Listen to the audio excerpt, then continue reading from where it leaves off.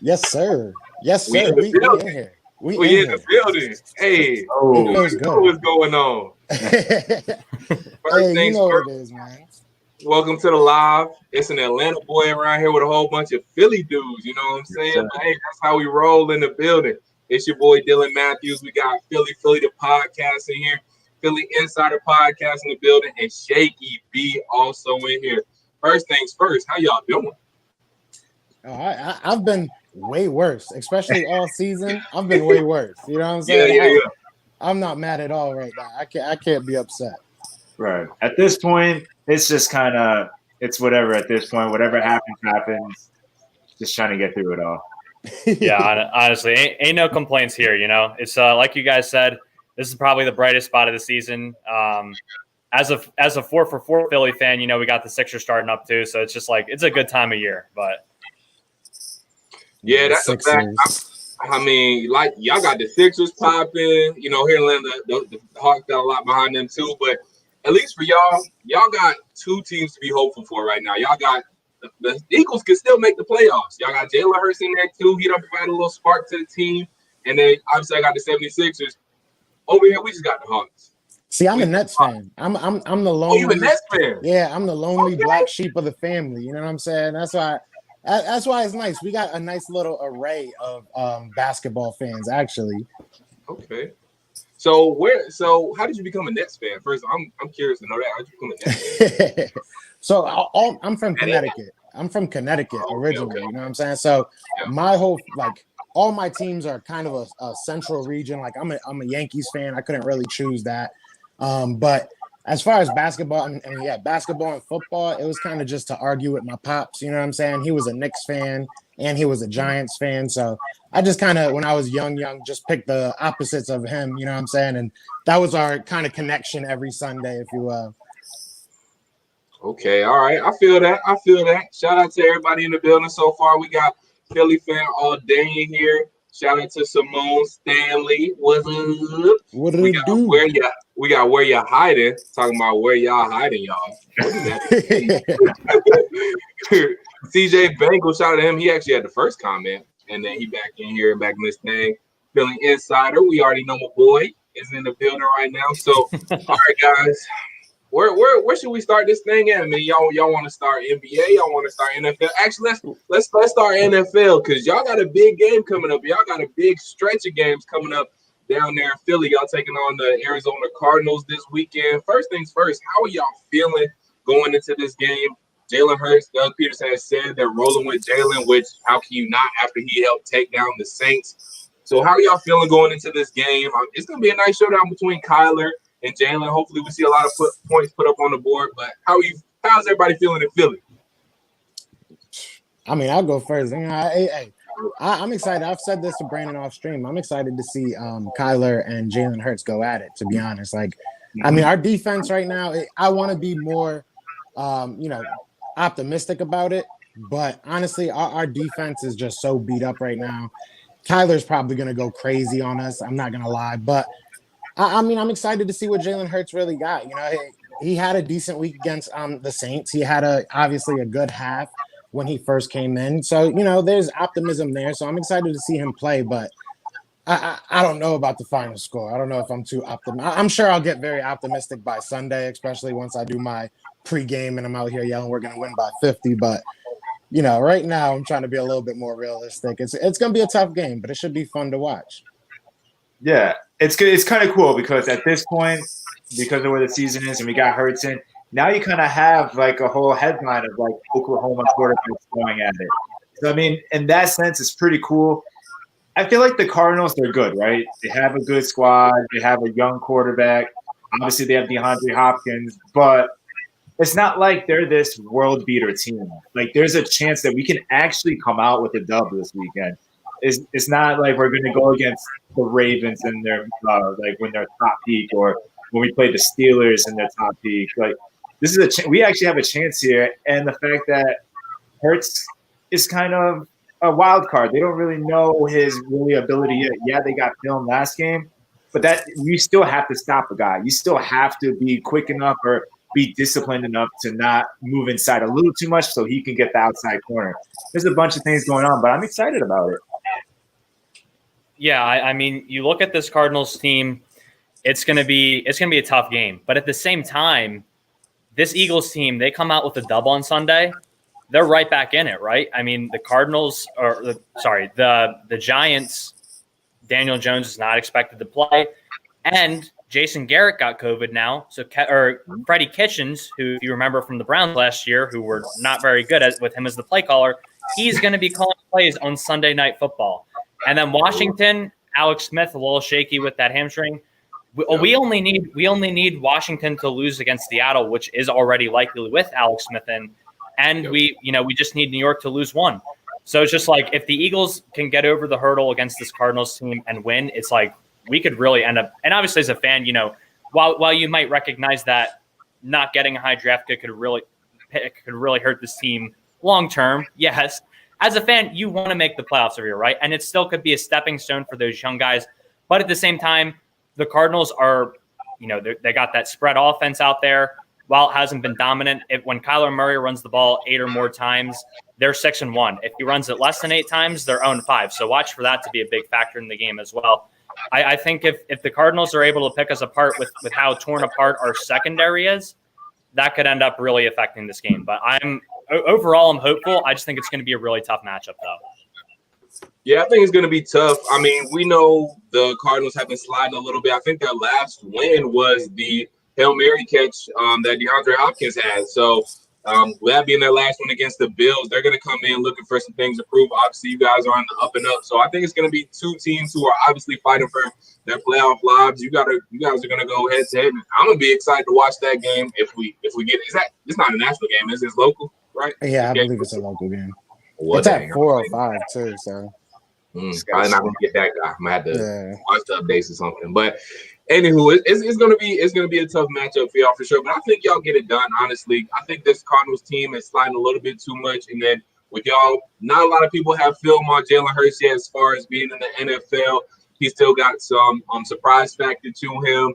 He's playing with some swagger too. And now that Doug Peterson has really unleashed the full Jalen Hurts with him being able to throw the ball, run the ball. I mean, the possibilities are endless with y'all. Y'all can run some RPOs, quarterback draws. Now, obviously, he can throw the ball as well. I mean, who would have thought Jalen Hurts' first completed pass would have been to Alshon Jeffrey after all he's been through this season? I mean, so come on, he's getting everybody involved. So I'm interested to see what y'all look like going forward. The one thing I will say before we move on too far from that, Howie, we all I don't know if you guys saw it, I'm sure you guys did, the whole report that Howie is good as safe in Philadelphia for at least next year. So he's not going anywhere. So I want to beg the question to all of you guys. I want to ask you, if Hurts does very well, are you more willing to give up on your quarterback in Wentz if there's a way, if they find a way to, move on from him and go forward with Jalen Hurts, especially if you feel it's a rebuild, or would you rather keep Wentz and just blow up the whole staff? So I remember getting this question asked earlier in the season, and I'm pretty sure I chose Wentz in that it's harder to find a quarterback than it is a coach. But if Hurts plays well these last 4 games, you're taking a real big gamble by trying to get rid of your franchise quarterback that you paid a lot of money to. But if you look at how the players play for Doug when people are injured, the backup quarterback comes in multiple times. And Doug's like 11-2 with the backup quarterback playing. So it's like, is it Wentz? Is it the players? Like, are you willing to move away from a coach that has the respect of all the players for one player? Or are you willing to get away from the guy you thought was your next coming for the next 10 years for a quarterback? Like, it's a topsy-turvy thing, but at this point, if Hurts plays well the next 3 games, I might have to say, as much as I love Wentz, I'd rather keep Doug at this point if that's the case, if everyone's playing on all cylinders. Yeah, I think it's a tough decision to make after 4 games, right? Obviously, if Hurts, goes on and we win a playoff game or something like that, you would have to really strongly consider him. I think we're probably going to see them compete for the job next year. However, I don't expect Carson to win the job because I think it's just a mental thing right now, in my opinion. Because, while people can argue, what they want about how he ranks compared to other QBs the past few years, he was still a quarterback you could manage with, right? He had multiple game winners dropped last year that would have put us at 11-5, 12-4, right? But this year he fell off such a large cliff confidence-wise that it might just be best for him and in his best interest and in the team's best interest to just get him a change of scenery at this point, get him to Indianapolis, because a large portion of his contract is eaten up. So I believe he's set to make around $98 million for the next 4 years, which I think around is like tied 12th around for Teddy Bridgewater's contract. So it is more movable than people like to say it is. A lot of people like to say, oh, no one's going to take on that contract. It's more manageable than people think. But I think B. Shaky makes a good point with Doug. He does do well with backup quarterbacks. And when everything goes haywire and it seems like there's nothing left, he rallies the troops. While the media doesn't like him, while we as the fans really don't like him at times, he knows how to get this team rolling at the correct time of year. The thing I worry about is that, we're going to run into the same problem 2-3 years down the road with Hurts, where the play calling's still the same. And, we're thinking about bringing another quarterback in, and then, we're drafting another quarterback behind Hurts or something. Obviously that's a little bit unrealistic, but you never know with Howie. Never underestimate the power of Howie Roseman drafting another quarterback. But yeah, that's just my thoughts on it, though. Real quick, I that's tough because y'all invested that money into Carson Wentz, and maybe y'all can't find a suitor for Carson Wentz because we've had that same, this same kind of talk in Atlanta about Matt Ryan. We've got, all this money invested in him, and, are we going to look at trade him? But I think for you guys, if you guys do go in the direction of trying to move on from Carson Wentz, it will be a little bit easier for y'all because he is a younger quarterback. He has more upside than downside. Age is for him instead of against him, where Atlanta, Matt Ryan has maybe 3, 4, 5, probably max productive years. So it's going to be a lot harder for somebody to take on that contract than it will be Carson Wentz.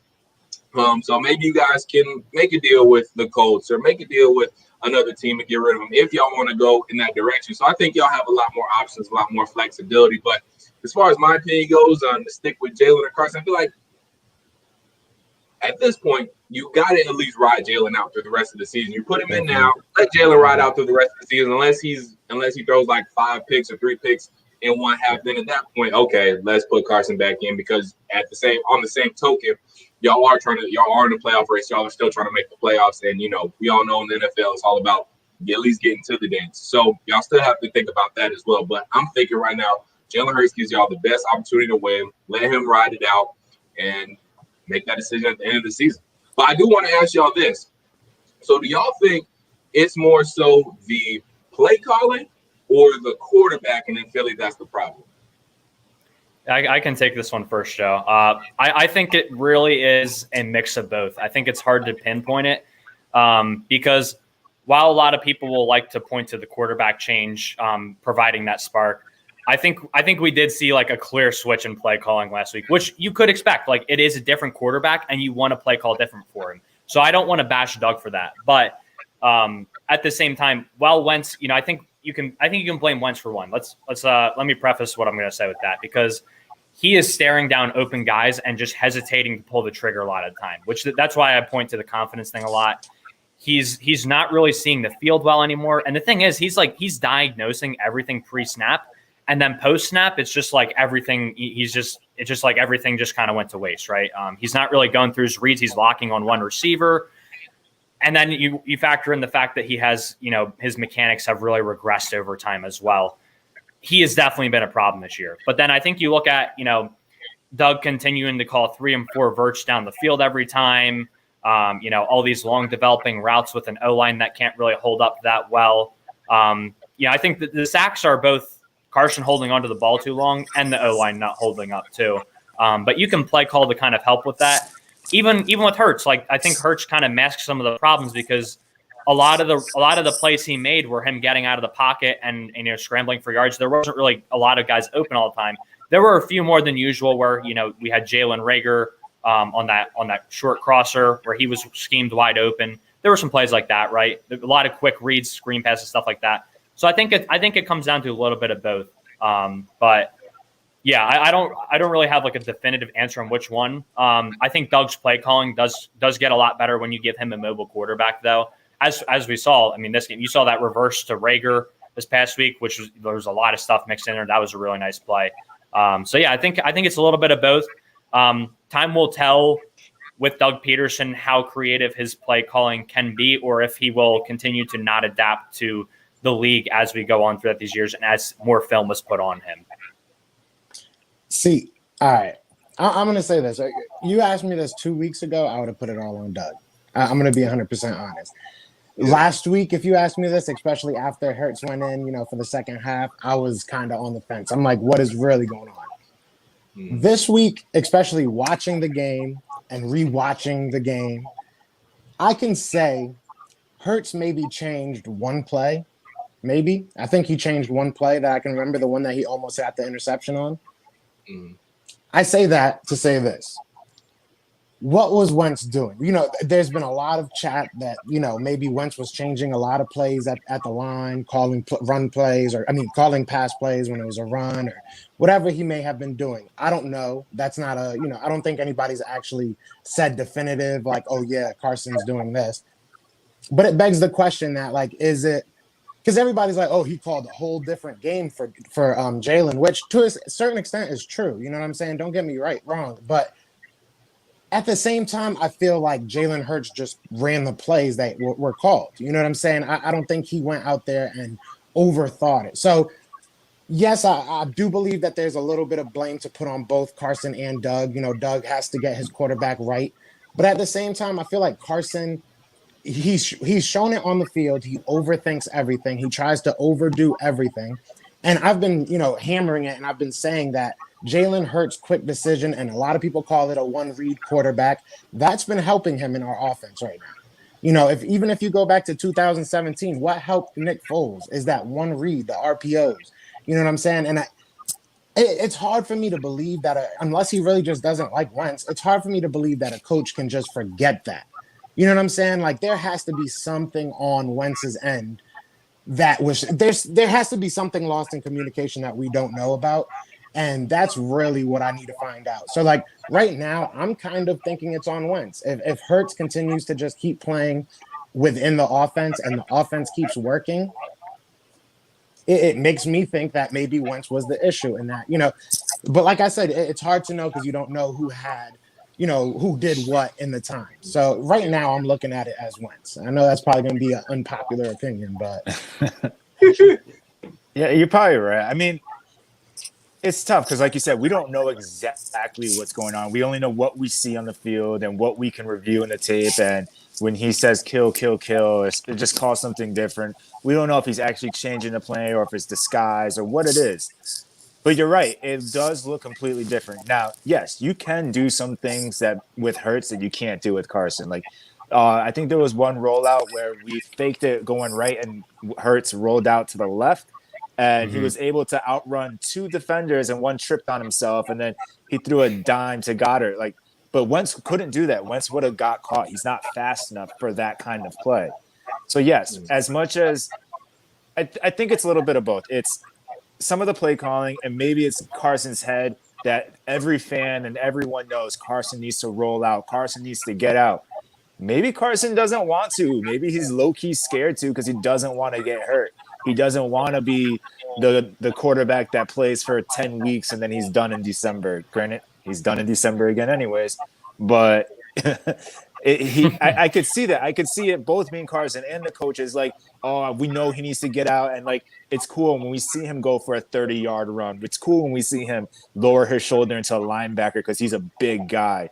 But those all come with a risk. And that risk, unfortunately for Carson, is that he's gotten hurt. Unlike some other quarterbacks that take those risks and are able to get back up like a Big Ben or even Eli Manning, that dude never got hurt.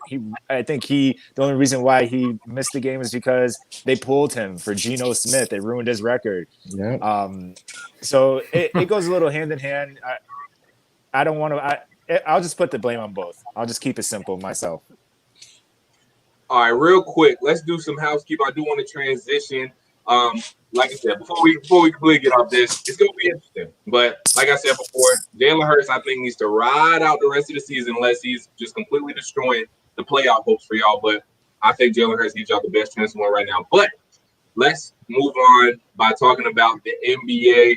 But before we do that, let's get to some of these comments because people are dropping some things in here. I gotta scroll up a little far. Shout out to the Philly Talk Podcast for joining in. See My you guy. in the. All right, our guy is in here. Also, CJ Bengal says 30-27 Eagles as far as the score prediction goes. Philly fan all day been asking this for a minute. So can we please answer the man's question? Is it a call in? I don't really know if it is. Yeah, I don't think tonight. I think we got too many people for a call. We have a call in tonight. Awesome Square says, honestly, I don't know anymore. He has been a big Wentz fan, but his situation in Philly is becoming more toxic by the second. So it's low-key becoming bad for both the team and Wentz to have Wentz stay here.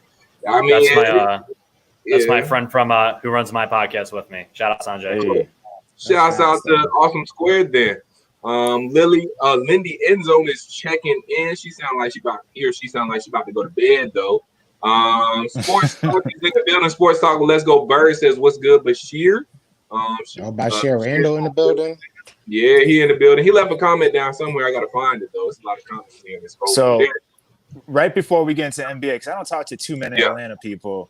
I have to know what happened to the Falcons. Like the Eagles are having a bad season, but we don't have a staple like a Julio Jones or a receiver even like Calvin Ridley. Like what happened to the Falcons?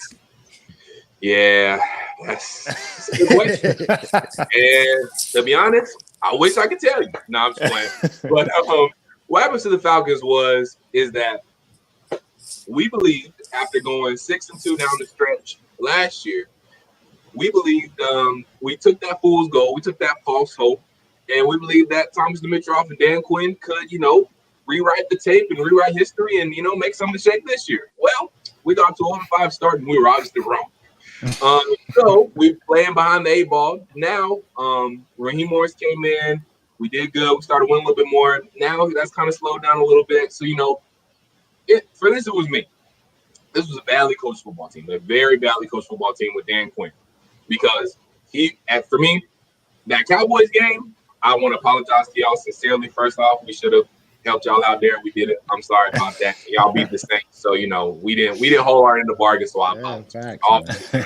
I was bragging to every Cowboys fan during that day. Oh, I know. Yeah, I think we all were. I'm sorry, guys. I'm sorry, but no, seriously though, Dan Quinn has to tell the team, look, guys, just go jump on the football. Just go lay on the football. Obviously, that message was not sent because those guys obviously were just standing there like it was a nuclear bomb or a grenade or whatever, and just looked at it until a Dallas player jumped on it.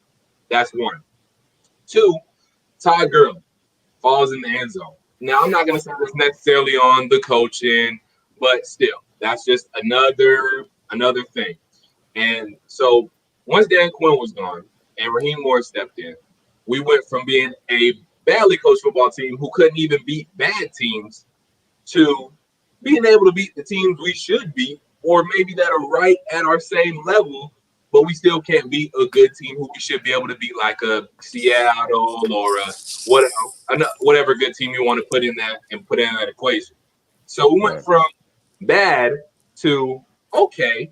So still changes have to be made because with the talent that we have with Matt Ryan, Julio Jones, Todd Gurley, even though he had a fairly good season up until this point, having Hayden Hurst, who we have very much underutilized, a good young defense who hasn't proven to be that bad, who has played very well these past couple of games since Raheem Morris got fired. We're averaging only, I think it's 20, 21 points since Dan Quinn was fired. So this is just a bad coach football team, a team that was playing behind the 8-ball, and that's why we are where we are now. Mm-hmm. And again, Falcons fans will be saying maybe next year.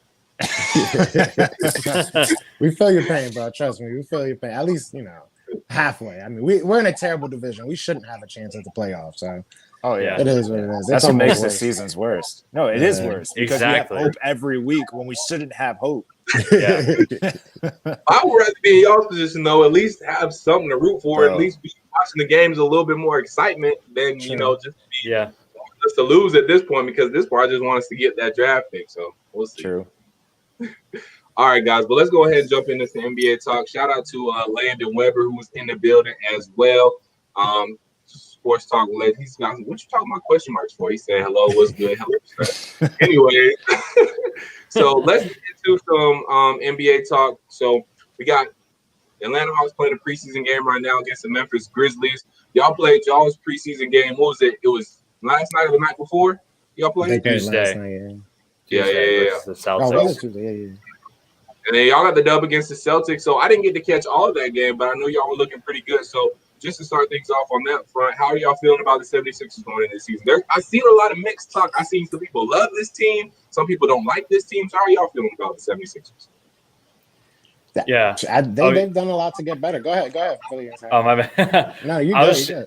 was just going to say, I really like the team. I think it's going to be a slow start. I've been saying that for a while, just because you have a new coach in the shortest offseason in NBA history, right? So it's going to take some time to get adjusted, right?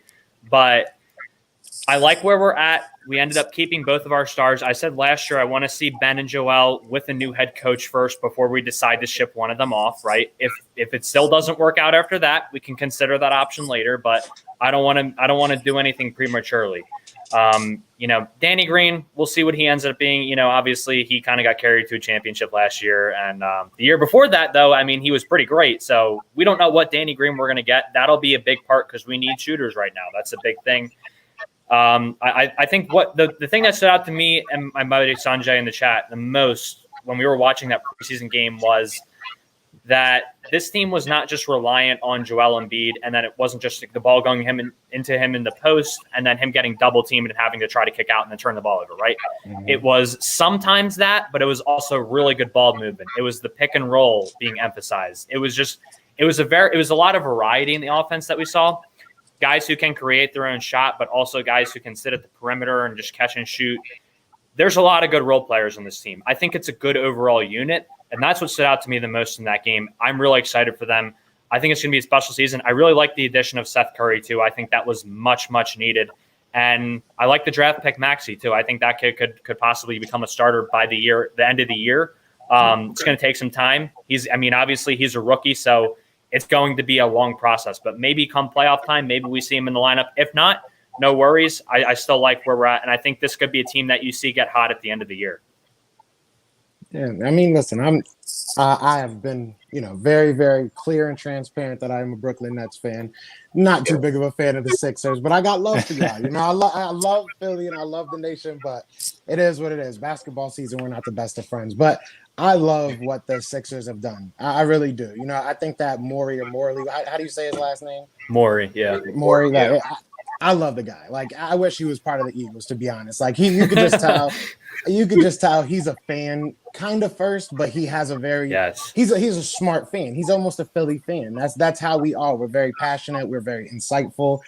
And he's trying to make a team that wins. I don't think he cares much about making sexy picks or making big splash news, which is awesome. You know what I'm saying? Like, not to bring it to the Nets, but being a Nets fan, we've seen big splash moves, and even Eagles fans, we've seen big names and sexy picks not work out. You know what I'm saying? So to your point, you guys built a very good team from top to bottom. You guys needed shooters. That's what you got. You didn't do anything crazy. You went and got something that you needed. I can't really hate on you guys. I think you guys are one of the top 3 or 4 teams right now in the East, if I'm being 100% honest. And I've even made a video saying I think they're probably the Nets' biggest competition as far as getting past the final. I really do. I think it's going to be them too. Yeah, I think that's just me though. That's just me. Maybe it's because I'm too close to the situation. But as far as the East goes, I think those 2 teams are going to really be battling it out. I love the Bucks. I love what a lot of other teams have done in the East, but that's kind of my thing. But yeah, I love what the Sixers have done. I did see the comment and I did see the tweet that apparently Harden might be going over there, but you might be getting. I was Simmons just about up. to bring that up. I wanted to ask their opinion. Yeah, would Simmons, you be That'd mad? be crazy. Yeah, that would be crazy. There was a that trade for Ben Simmons and James Harden. Yeah, that would be the dumbest thing. Yeah, go ahead. I would be really mad. I'll just say that right now. The thing is, I just don't want a guy like Harden who's going to put up, 25 shots in the playoffs and shoot 33% from three, which is his career percentage in the playoffs. And it's been much lower in certain years as well in the playoffs. Yes, he would, obviously be a scorer and he'd help the team a lot, but looks like he's gained some weight for one. It looks like there's some problems there internally with him in the organization. I don't know what's going on with him, but in the summer, I was not for it, but I was like, if he comes here, I'll support him and all that. Like, this is still my team. I'm still going to love if he comes here. Now, not so much. I am really worried that this is going to happen, but all right, not that it's going to happen. Really worried that about what he's done and all that, but it sounds like we're not going to trade him at all. Daryl Morey came out today. He has a Reddit and everything, which is great because you get the info from him straight up. So I think he said on there or somewhere else, he's like, we're not trading Ben Simmons. So that's good to hear. Again, I want to see Ben and Joel work with that pick and roll as we go on through this year first before we make a decision on one of them. And they've had good chemistry before. I think people like to make it up to be a big story where they never worked well together. Like, they have worked well. It's just the coach last year really didn't know what he was doing at all, and he was kind of buddy-buddy with all the players, right? So that was a big part of it to me. And I think, Harden, we kind of went through it with Jimmy Butler, right? Jimmy Butler, I love Jimmy, don't get me wrong, but he was a guy who there were problems in Minnesota. We traded for him. We tried to build a super team, and they were all guys who kind of wanted to rock themselves, and it just never really worked as a team effort, right? And I'm worried that could happen with Harden. I don't know. I don't think it would work out, but yeah, I would be mad. I'm also a Big Ben guy, so you can take it with a grain of salt. But yeah, and that's kind of why I didn't want him in Brooklyn either, to be honest. Yeah. Like, it's at this point, we're a little bit different because you got Katie and Kyrie, but they're ball handlers. You know what I'm saying? They want the ball in their hand. You look at Karis LeVert. You look at Spencer Dinwiddie. You look at Joe Harris is probably our only off-ball guy. If you really look at it, he's probably the only guy that can really catch and shoot, or has been asked to, I should say. Shamet was a good addition as far as shooting threes goes. Oh, you guys got Shamet? Yeah. Oh, I love Landry. You like how I threw that in so nonchalant, like nothing. Shamet. We threw in that, sprinkle that in a little bit, but see, that's what's good though. You don't need, if you have two guys like Katie and Kyrie, you don't need an additional guy that's going to want the ball in his hands and shoot the ball as much as Harden does. You just need solid role players and solid guys that can handle their own without having to command as much attention as Harden. Fact. Same could be said for the Sixers too. Right. I mean, why bring in somebody else that's gonna? And he's older. I know it's basketball. He could probably play till he's like 38 or something like that. It is what it is. But at some point, he's gonna be a ring chaser. At some point, he's gonna need a team to carry him. You know what I'm saying? And do you really want to give up your future to then have to build a new future around the old guy that needs to be carried? To the yes man that everyone says yes to. Like that guy he's just not worth doing it. Whatever he wants. It's just not worth it. Stay in Houston. As far as James Harden going to Philly, I wouldn't like that move for Philly, because it seems like y'all have all said beautifully, like, y'all got shooters to surround those guys. Y'all got good role players to surround those guys. Y'all done a great job this offseason building around the core that y'all already have. So why mess that up? You got Ben, you got Tobias, you got Joel Embiid, and you got good shooters. You got Seth Curry, who's going to be a good job, either maybe starting or coming off the bench. He can play backup point guard as well. So I think you guys got plenty of pieces. The biggest thing for me is for the 76ers, Ben has to expand his game. He's got to be a little threat shooting. Right. Now, I will say the game he does play now, I think it does help a little bit more when you get to the playoffs, because we all know the playoff basketball is a lot slower, a lot more half court, and I think Ben thrives in that kind of thing. He also can run the fast break too. I mean, when he's getting to the basket, he's got a full head of steam. He's a locomotive. But I also think him being able to get to the basket and kind of post up, that works well for him in the playoffs too. But just during the regular season and maybe seeding a little bit, I think he just has to expand his game a little bit more. And also, it'll make him dangerous during the playoffs because just open up more what y'all can do. So I think as long as Ben find a shot and we stop seeing videos of it on social media, I think y'all will be really dangerous and compete with the Bucks, compete with the Nets, be one of those top teams. So as long as Ben expands his game, I think that's the biggest thing. And then obviously, Joel has to show up every night. He can't have any 0-point games. He's got to be motivated every single night. So I really do like y'all's team. Like you said, Joey, I think they're going to be one of the top teams. To me right now, I got the Bucks, and then if the Nets, if they're healthy, I got to put them at number 2.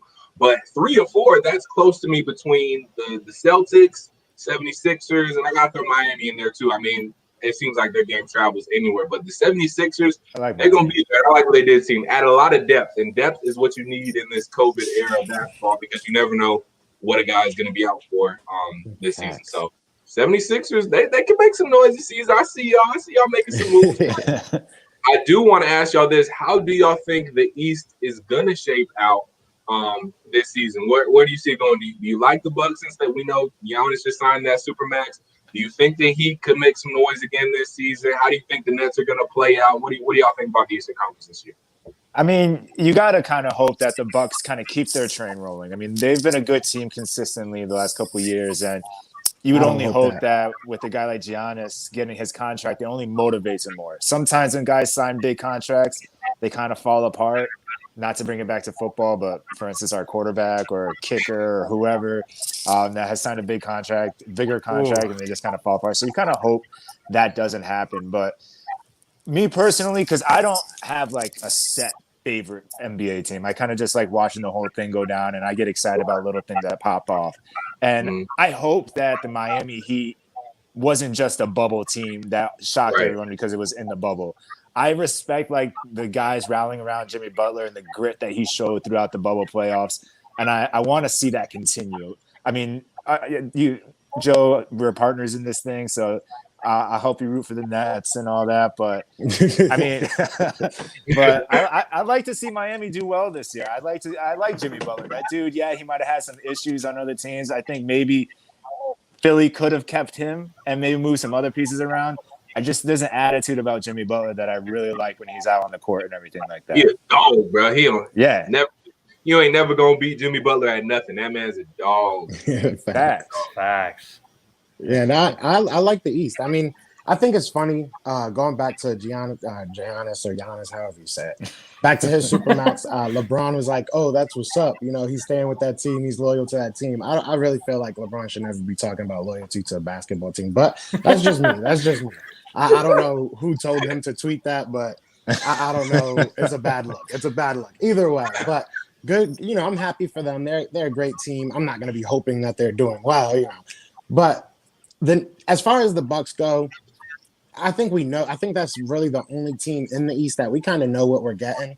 You know what I'm saying? For the most part, they're not going to really change anything up too much. You know, I don't think Giannis is going to start being the leader in threes or anything like that. You kind of know what you're going to get out of that team night in and night out. Like you said, the Nets, it comes down to health. It comes down to mental health for Kyrie because he's already doing a lot of dumb stuff. But, you know, we just need to obviously stay healthy on the court, keep KD out there, keep our players out there. But we have a lot of depth. So, I kind of see us maybe not playing KD and Kyrie as much as us fans want them to, but we have a lot of depth. So I know we're going to try and keep them till the playoffs. But, you know, like you said, it's going to come down to the health for the Nets, see how they gel, see how Nash does. That's going to be a very big wild card as well. But I think we could be very good. We could be very bad, though. There's a very good possibility that this whole thing just ships. I've definitely seen it before as a Nets fan. So it is what it is. Other than that, you know, like you said, I kind of think you can take 3 teams and say they're the third best, and I couldn't really say you're wrong. You know what I'm saying? Like I said, I really do like what the Sixers have done. Maybe I'm a little bit too close to the situation, but I really like what they've done. I've been on the record saying that I think Jimmy B and the Heat are just kind of a flash in the pan. We'll see if I'm wrong. Yeah. I might be wrong. I could be wrong, but I think it's, you know, the bubble playoffs or the bubble season, the bubble, whatever you want to call it. I just can't count it, man. I don't know. It's hard for me to really count. It's hard for me. Honestly, I think the bubble was more for like us fans or just people that needed sports. It felt more like college. That we just needed something to like look forward to, something to watch while everyone was just in the prime of the pandemic, just stuck at home. And they're like, let's come up with this. Like, and it was exciting. Yeah, it felt like the NCAA. I think you got to kind of commend the guys who play in the bubble because, you know, it must have been tough. They're away from their families and all that stuff. And, you know, I get that. But, and then as far as the brand of basketball goes, it was still a really good brand of basketball for having no fans. You know, you got to create that energy all by yourself. So I commend the guys playing bubble basketball. But I do see your point where, you know, you don't have those away fans booing you if you're the road team, or the home fans booing you if you're that road team, you know. And so I kind of see it both ways, but still there's a certain mental toughness you had to bring night in and night out, being in the both with aspects on and off the court. So I see it both ways. But real quick, let's go ahead and do some housekeeping real quick. First of all, make sure you sub up all the guys in the building. Make sure you sub up PhiilyPhilly The Podcast. Make sure you sub up Shaky B. Make sure you sub up Philly Insider Podcast. Make sure you sub up your boy Dylan Mathews. It's as simple as that. I'm gonna go ahead and put a comment in to make sure y'all can find all of us and whatnot. But so let's keep it pushing here. And so let's go out west real quick. Actually, hold on. Before we go out west, let's stay in the East real quick and talk about the bottom half of the East, because, guys, I think personally the East is really starting to become just as deep in the West, because, you know, we got my Atlanta Hawks, who got a whole lot better. Definitely. We got the Wizards now, who we got to talk about. Russell Westbrook. Obviously, they got Bradley Beal. Amuchi Moore had a pretty good rookie season. Davis Bertans just got a big extension over there, so they got some good pieces. Yeah. Still got Indiana. Toronto, even though they're nowhere near the same team that they were a season ago. Yeah. Actually, 2 seasons ago, they lost Kawhi 2 seasons ago. Now they lost Gasol. They lost Ibaka. They still got Van Fleet, Lowry, Siakam, but still not the same type of team. But they'll still be in the playoff mix. You got Orlando, who was a bubble team last year. You think they're going to still be in the conversation? I think I already said Indiana. So we got some deep teams on the squad here, and I'm pretty sure off the top of my head, there's some teams I'm forgetting to mention as well. So the bottom half of the East, guys, how do you think that's going to play out, and how competitive do you see the bottom half teams being? Yeah, I mean, you mentioned it. You're Hawks, man. You know, you got John Collins, who got posterized by yours truly, Joel Embiid, last year. But I mean, still got Trae Young. I mean, you guys are really starting to stack. I mean, and was it Onyeka Ngakwe? Did I say Ngakwe? Yeah, you said it right. Yeah, okay. That's a tough one to say, but it doesn't roll off the tongue. Right. But that should be a good addition. I mean, the Knicks, they got it seems like they finally got something right. They got Obi Toppin in the first round, which was a nice pick.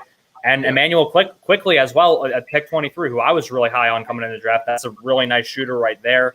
The Magic, I pray they don't make the playoffs just because Markelle Fultz is on that team. So obviously I got to cheer against my boy. But, you know, I still have my Markelle Fultz shirt. But, you know, the Raptors, like you said, very well-coached team for losing what they did and still being able to be at the top of the East last year. I don't think they're going to remain there this year with how deep you said it is getting. But got to give credit to Nick Nurse, especially because I don't think Siakam had a great year last year, from what I remember. But, I mean, you also got the Bulls. You know, Kobe White is there, if I'm not mistaken. They got, you know, Patrick Williams in this year's draft. Hopefully he turns out to be pretty good. Maybe they're a team that sneaks up. The Cavs, I don't see them doing anything anytime soon. But yeah, the Wizards, though, like you said, I mean, Davis Bertans is a huge role player for them. I'm a big fan of him. Russ is just going to be a nice addition because he's going to be on the court, unlike John Wall was the past few years for them. And Bradley Beal is still there. So, I mean, you've got a nice squad building there. They had some solid role players last year as well. I'm forgetting. I think Thomas Bryant played there, if I'm not mistaken, too. But they had some nice guys towards the end. I remember they gave us a run for our money in one of the bubble games. So you really got some teams really kind of stacking up in this East. And it's, you know, it kind of feels like the West with a team like the Suns where it's really starting to build up, like you said. So I think we could really see some of those teams sneak in. Even the Pacers, too, you mentioned, who still have a great team. We'll see what TJ Warren does following up that spectacular bubble performance. But, yeah, I think all those teams I mentioned could have a shot at like the 7 or 8 seed this year. And who knows? You never know. You get in a dance, you never know what can happen. It's a little more predictable in the NBA than the NFL. But, again, any given game day or any given series, you can make something happen. Facts. I mean, I think we went years and years.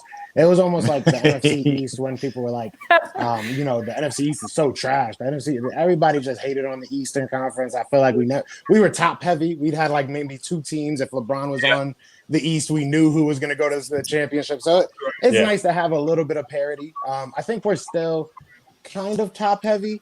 But I feel like the top is getting a little bit longer. I think it's like 5 teams that, really have a chance to make some noise in the playoffs, maybe even 6, depending on how you look at it. To your guys' point, I love what the Wizards did. I think they robbed Houston, if I'm being 100% honest. Like, I don't think Russell Westbrook is Michael Jordan or Magic Irvin, but they basically got him for a guy that was selling hot dogs during the games last. And like, Yo, I chill. Don't talk bad about John Wall like that. Bro, come on. I got now. love for John Wall. His imprint is forever going to be on that bench, bro. Like, I mean, he didn't play. He didn't play. It is what it is. I like the guy, but he just never played. It is what it is, man. And they got a first too. Like, I think the Rockets got robbed, but it is what it is. I think him and Beal, it will be a very interesting pairing. I think Beal, it'll be interesting just because I don't think Russell Westbrook has really worked anywhere, like as we all thought he would. Like, so we'll see what he has. I'm not too big on what they have. I do like you said, Rory. How you say his name? I can't say his name.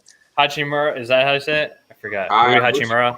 Like that. I just know Amuchi more, and I'm probably saying that wrong. I don't even know. Yeah, but no, I like him. He kind of cut up the Nets when we played. I was upset we didn't get to see Beal and Russ, but it is what it is. Like you said, and I think you guys sneakily got very, very good. So, I was just about to bring up the Hawks and like talk about the kind of the people they've picked up. I mean, Bogdanovich, he's pretty good. And then even you get a guy like Rajon Rondo. Yeah, you're not expecting him to be this like all-star point guard because you have Trae Young. That dude's a sniper. But with Rondo, you get veteran experience. You get finals experience. You get a guy that can teach a thing or two to Trae Young, just veteran-wise. And you can't complain about that. And your team is not terrible. You're getting better. And I forgot. You guys got Gallinari, right? Yeah. Gallinari's been balling out here in these first couple of season games. He's really shown that he's going to help be a good veteran presence and bring instant offense. And then too, like Shaky, like you were saying, Rajon Rondo, he's not going to be the Rajon Rondo in Boston, as far as production wise, but just the veteran experience and he's going to bring in the protection he's going to have over Trae Young, and he's going to help show these guys the ropes. And Cam Reddish, Kevin Hunter, Cam Reddish is good too. DeAndre Hunter. So he's going to help these guys, kind of catch their footing in their NBA careers. And then we got Bogdanovich, who is nasty, one of the young players in the league. So I'm excited about the Hawks, and I think I've been saying this, and I've said this in many videos. I think our ceiling is the 5th seed. Now, that's if everything goes perfectly. I'm not locking them in the 5th seed. I think we're a 6th.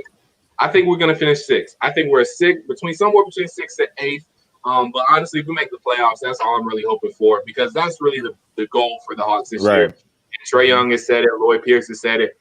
This team has to make the playoffs. I like Trae Young. That dude's a beast. Oh, bro, Trae is that dude. Yeah, half court chucking up shots and just sink it.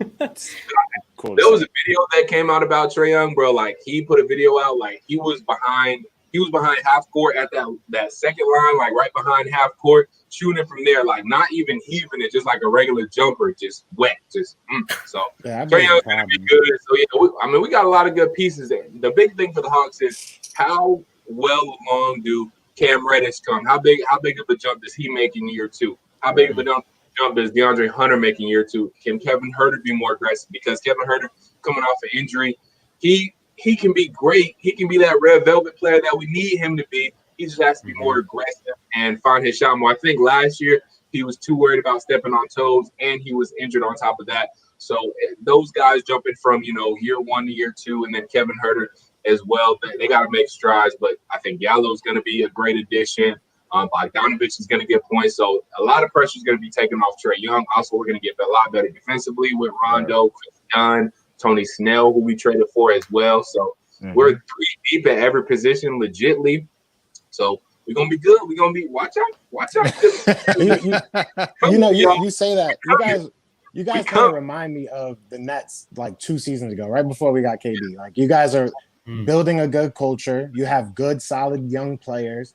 And you know what I'm saying? You might become a very nice destination for a very good player very soon. You know what I'm saying? Like you said, if you make the playoffs, it's very good. It looks good on you. You know what I'm saying? So I like your team. Honestly, I'm not a hater. I don't know if that was like a compliment or not. I mean, I don't know if he wants to be compared to the Nets of a couple of years ago. Yeah, no, because there's levels to this, especially in the NBA, bro. 82 games, man. You know what I'm saying? And anything can happen. Around. Anything can happen. So like in the NFL, I kind of feel like you can just win a game and oh my God, now you're the best. You're a great team. You know what I'm saying? And in the NBA, it's just such a like week by week, year by year type thing with a lot of organizations. Look at Philly. You know, look at the Sixers. They went a good 3 years of just being bad. Bad. Trusting the process. I watched every game of those years. Every game. God bless them, man. But I mean, look at the Nets. We won, I think, 13 games one year. Like you just gotta, you know, some rough spots. Traded your future for Paul Pierce and company. Yeah, let's not talk about it. I do want to ask you though, Dylan, because I will say you probably put out some of the like most insightful like basketball videos. Like I watch a lot of your stuff just to kind of get caught up. I love your stuff. So I want to ask you, because I have a friend that's a Chicago Bulls fan, and did you think the Patrick Williams pick was a smart pick? Is there something that I'm missing with him? Because I just felt like it was maybe a kind of a reach. I mean, what pick do they have again? I'm forgetting off the top. I think it was that was the 4th, right? Yeah, it was 4th. Passed up Obi Toppin. They passed up on a good amount of players that could be productive. Amount of players. I mean. They passed up on Isaac Okoro, who was one of the best wing defenders. I mean, Isaac Okoro, because that's who I wanted for the Hawks. I'm definitely happy with him. Yeah, that was my second choice. But passing up on Isaac Okoro that high, because I mean, he was going to come in, help right away. He's a guy who was a freshman, true freshman, starting among seniors at Auburn. That says a lot. I mean, you come in, you have that depth at Auburn. You got straight seniors, you got other experienced guys. He comes in starting as a freshman. Does very well, goes one and done, and then 5th overall pick. I mean, Isaac Okoro is that dude. He's got defense. He can score a little bit too. And then with the Bulls losing Chris Dunn coming to the Hawks, and Chris Dunn is one of the best defenders in the league right now. You think you want to replace that guy with a guy like that. So that could have been maybe a match made in heaven. I mean, Patrick Williams is cool. I mean, maybe, like I said, the Bulls know something that we don't. And you know, I guess that's why they got the GM job and whatnot. You know, but like I said, I think there was a lot other talent, a lot more surefire picks they could have went with other than Patrick Williams. So I gotta agree with you. I think and then too for the Chicago Bulls, they've been irrelevant for a while now. They've been irrelevant for a minute. So even if you don't want to get a guy like Isaac or something like that, maybe get a splash guy who's gonna put some butts in seats when fans can get back in. So maybe you take a chance on Obi Toppin. Maybe you take a chance on Halliburton, somebody to maybe get a couple of more fans in the seats, because other than Zach LaVine and Chris Dunn, who's no longer on the team, I can't think of anybody on the Chicago team worth going to see. So at some point you got to think about too, who's gonna help put butts in seats? Who's going to sell tickets for y'all? That's that aspect you have to think of too. And it's not like, Obi Toppin is a bum or anything like that. So it would have been good either way. So Patrick Williams for them, it didn't make a lot of sense to me. So I agree with you. Yeah. And don't they have that? How do you say his name? Lauren, how do you say his name? Their Lauren Makinen. Markkinen. Yeah. Markkinen. I think they still got him. Yeah, they do. I mean, he's cool. But again, exactly, the fact that you couldn't pronounce his name says it all. The first person you think of, I'm talking about getting a player who's that type. When you think of that team, you think of that player. You think about Trae Young. When you think about Philly, you think about the Joel Embiid and Ben Simmons, and maybe even Tobias Harris. So for the Chicago Bulls, I mean, you got Zach LaVine, but you got to have other guys too. So when it comes to winning and putting butts in seats, I just don't understand that pick, because it doesn't seem like he helped out either way. And with a high pick like that, you got to get what you think is a player who can help out right away, which Patrick Williams might be, but I think Isaac Okoro was better in that category. And so you got to get a guy who's going to help you out right away, and you got to get a guy who is going to sell tickets. And right. I don't know. I feel like that comes with like the GM, like they're trying to be the best GM possible and trying to get those sneaky picks. It can go for any sport, football, basketball, baseball, whatever. It's like sometimes just getting that obvious choice, that guy that's number one left on the draft board that everyone's like, all right, he's the next best player up. Yeah. Go for that guy. Just get that guy if you're looking to, like you said, fill the seats, get excitement for your team instead of reaching for a guy that you could have got the next day or something. Yeah, look at the Eagles. We have no. That's what I was saying. To say that. Football. We have none. Like to say in Philly, if the fans drafted the teams, they would be a lot better. But exactly. Bro, how do Philly fans feel about, like y'all could have had DK Metcalf and what's his name on the same team? Who's the other dude? Justin Jefferson. Yeah, it hurts our hearts. Y'all could have they was on the same team, bro. Like y'all wide receiver core would be crazy right now if y'all had both of them. I mean, if we had both of them and we still stunk, then at least we could say, "Oh, it's Carson's fault." Right. Our GM doesn't help us when we get punt returners at TCU rather than prime wide receivers from LSU or JJ Arcega-Whiteside over DK. Granted, a lot of teams passed on DK. Don't get me wrong. But then our GM comes out and says, we didn't draft him because he didn't pass our physical. But the year before that, or 2 years before that, we drafted a corner that literally just tore his Achilles before the draft. It doesn't make sense. Right. No continuity at all. And you look at it, too. Not only was DK on the board, I mean, you had Terry McLaurin on the board. That would have been a fine pick right there. But no, you want to try to be smart. You want to try to replace Alshon with that big contested catch guy. Okay, we go to the 5th round. You draft Clayton Thorson, who didn't make the active roster, over Darius Slayton 3 picks before him. It's like, why are we doing? We can talk all day about that. It's just. You can tell I'm getting fired up right now, but bring us to the West. Bring us to the West. And then this was a bad topic. The Sharif Miller pick in the 4th round the year after we picked Josh Sweat, and Sharif Miller's not on the team anymore. Oh man. And it comes down to the smartest guy in the room. Everybody wants to be the smartest guy in the room in that draft room. It's right. It's frustrating. Like the saying is true though. If we literally could go through like a draft simulator and probably pick a better draft than Howie does year in and year out. Like it's ridiculous. Like it makes no sense, and there's no type of accountability. That's what kills me the most. If Howie came out this year and was like, yo, I messed up, bro. JJ's trash. I should have got DK. My bad. I'm going to cut him. My fault. We've cut Sharif Miller off of a year and not really seeing what he has. We've cut Casey Toohill, who was a 7th round pick that beat out a bunch of other defensive linemen. Then we just cut him. He's on Washington, not tearing it up, not going crazy, but he's on Washington, who has arguably the best defensive line in football right now. Yeah, I mean, you can make that argument. Definitely top 3 at least.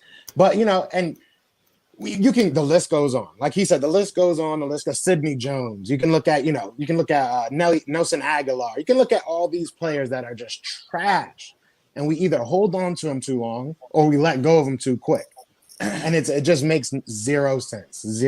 Sense. I have no idea. I'm still waiting on the reply from Howie Roseman. I sent him a long email. He left me on red. So I hope he hits me up because I don't get it. I do not get it. Yeah, I mean, if it makes y'all feel any better, we drafted Big Beasley and Tack McKinley. So there you go. Hey, it's true. But Vicky had a couple good years, no? No, yeah, 2016 wins Super Bowl after that. No, one. Oh man. But I probably trying to make it seem better than it was. No. Anyways, all right. Let's we talking football. Let's stick to actually no. Sorry, my thoughts all over the place. Let's go out west of the NBA. We were just talking about basketball a little bit, but let's be real here for a second, guys. As far as winning goes and championships, at the end of the day, the goal is to get a ring. And is any other team going to be capable of doing that besides the Los Angeles Lakers as long as they have LeBron James and Anthony Davis? I will say, the closest team, I think, to knocking off the Lakers. I don't think any other team could do it now besides this team. It's Joey's team, the Brooklyn Nets, because they have LeBron's kryptonite. They have KD. KD is the only player who seems like they can take down the king. And I'm not trying to shade the Warriors because I know they beat them in 2015, but he didn't have his next best player was Matthew Dellavedova. So there you go. So how you guys feeling about the Lakers and the West overall? And is there any team that can take down the Lakers at this point? I'd be an idiot. I would be an idiot. People will call me out if I said yes. I'm not gonna lie. It's gonna be very tough. I do kind of agree with you, and that's not me just because I'm a fan. I do kind of agree with you that we probably have the best team built to do so. If we were to go against them in the championship, I think we have a good enough team, and we have the depth to beat them. You know what I'm saying? Like LeBron's not. I mean, he's probably gonna play close to every minute in the game, but he's getting up there in age, so. Maybe that takes a toll at some point. Doesn't seem like it has yet, but maybe it does. And, I joke around and I tell people a lot of times that that's Anthony Davis's team. But, I mean, it kind of is. He's the future of what the Los Angeles Lakers want to be. But, like you said, it's going to be very hard to beat him. Can the Sixers slow down the game enough to beat him? Maybe. It comes down to probably the I don't even think the Bucks can beat them, to be honest. I just don't think they have the shooters. I don't think they have the talent around Giannis to really do it. I agree. I think the Sixers maybe have a chance just because Embiid versus AD, that becomes a matchup. And then you got Ben, defensively, I think they can match up. I think we have the scoring power and a little bit of the defense that can do it. So I hate to, be stale and agree, but I kind of do agree that Brooklyn probably has the best chance on paper to do it. So do you guys just give up on the Clippers at this point because of how Paul George played? Because, I mean, I feel like the Clippers are built to be a team like the Lakers compared to some of the smaller teams out there. Like, they were built so they could go up against, like, LeBron, go up against AD, but then they blew it in the bubble, which, like I said, we just talked about. The bubble was different, right? Because if it was a normal season, do they win that series because of the travel back and forth, the fans, the energy, that kind of stuff? Was Kawhi's Harden? I don't know. I mean, there's a bunch of things. Paul George, obviously, he stunk it up. But do you automatically count them out this season with all that done already? I probably would. I like the Clippers, but I don't think they have the team. They have like two good players, and if Paul George doesn't show up, we see what happens. I mean, It is what it is. Kawhi is one of the best defensive players of all time, in my opinion. Watching him play is great, but yeah, even like we're watching Toronto now, and we're like, they're a great coach team. They're well put together. Kawhi did a lot for that team. Don't get me wrong; he won them that championship, in all honesty. But he had a team around him. They weren't. Just him and a bunch of people that are just there, I just don't think he has the team around him, to be honest. Like, there would have to be multiple people stepping up, and they just don't have it. And we see Ibaka now, right? PG got his bag. He's done for his career. That was all. That contract was pretty wild to me. I was surprised that they gave him that right away. After that playoff performance, y'all giving him that bag? Like, that made no sense. They at least help take y'all to the finals first before y'all pay him like that. Right. The Clippers said, that man, Paul George, he was trash in the playoffs. Well, I guess he can't go nowhere up from here. Like, I mean,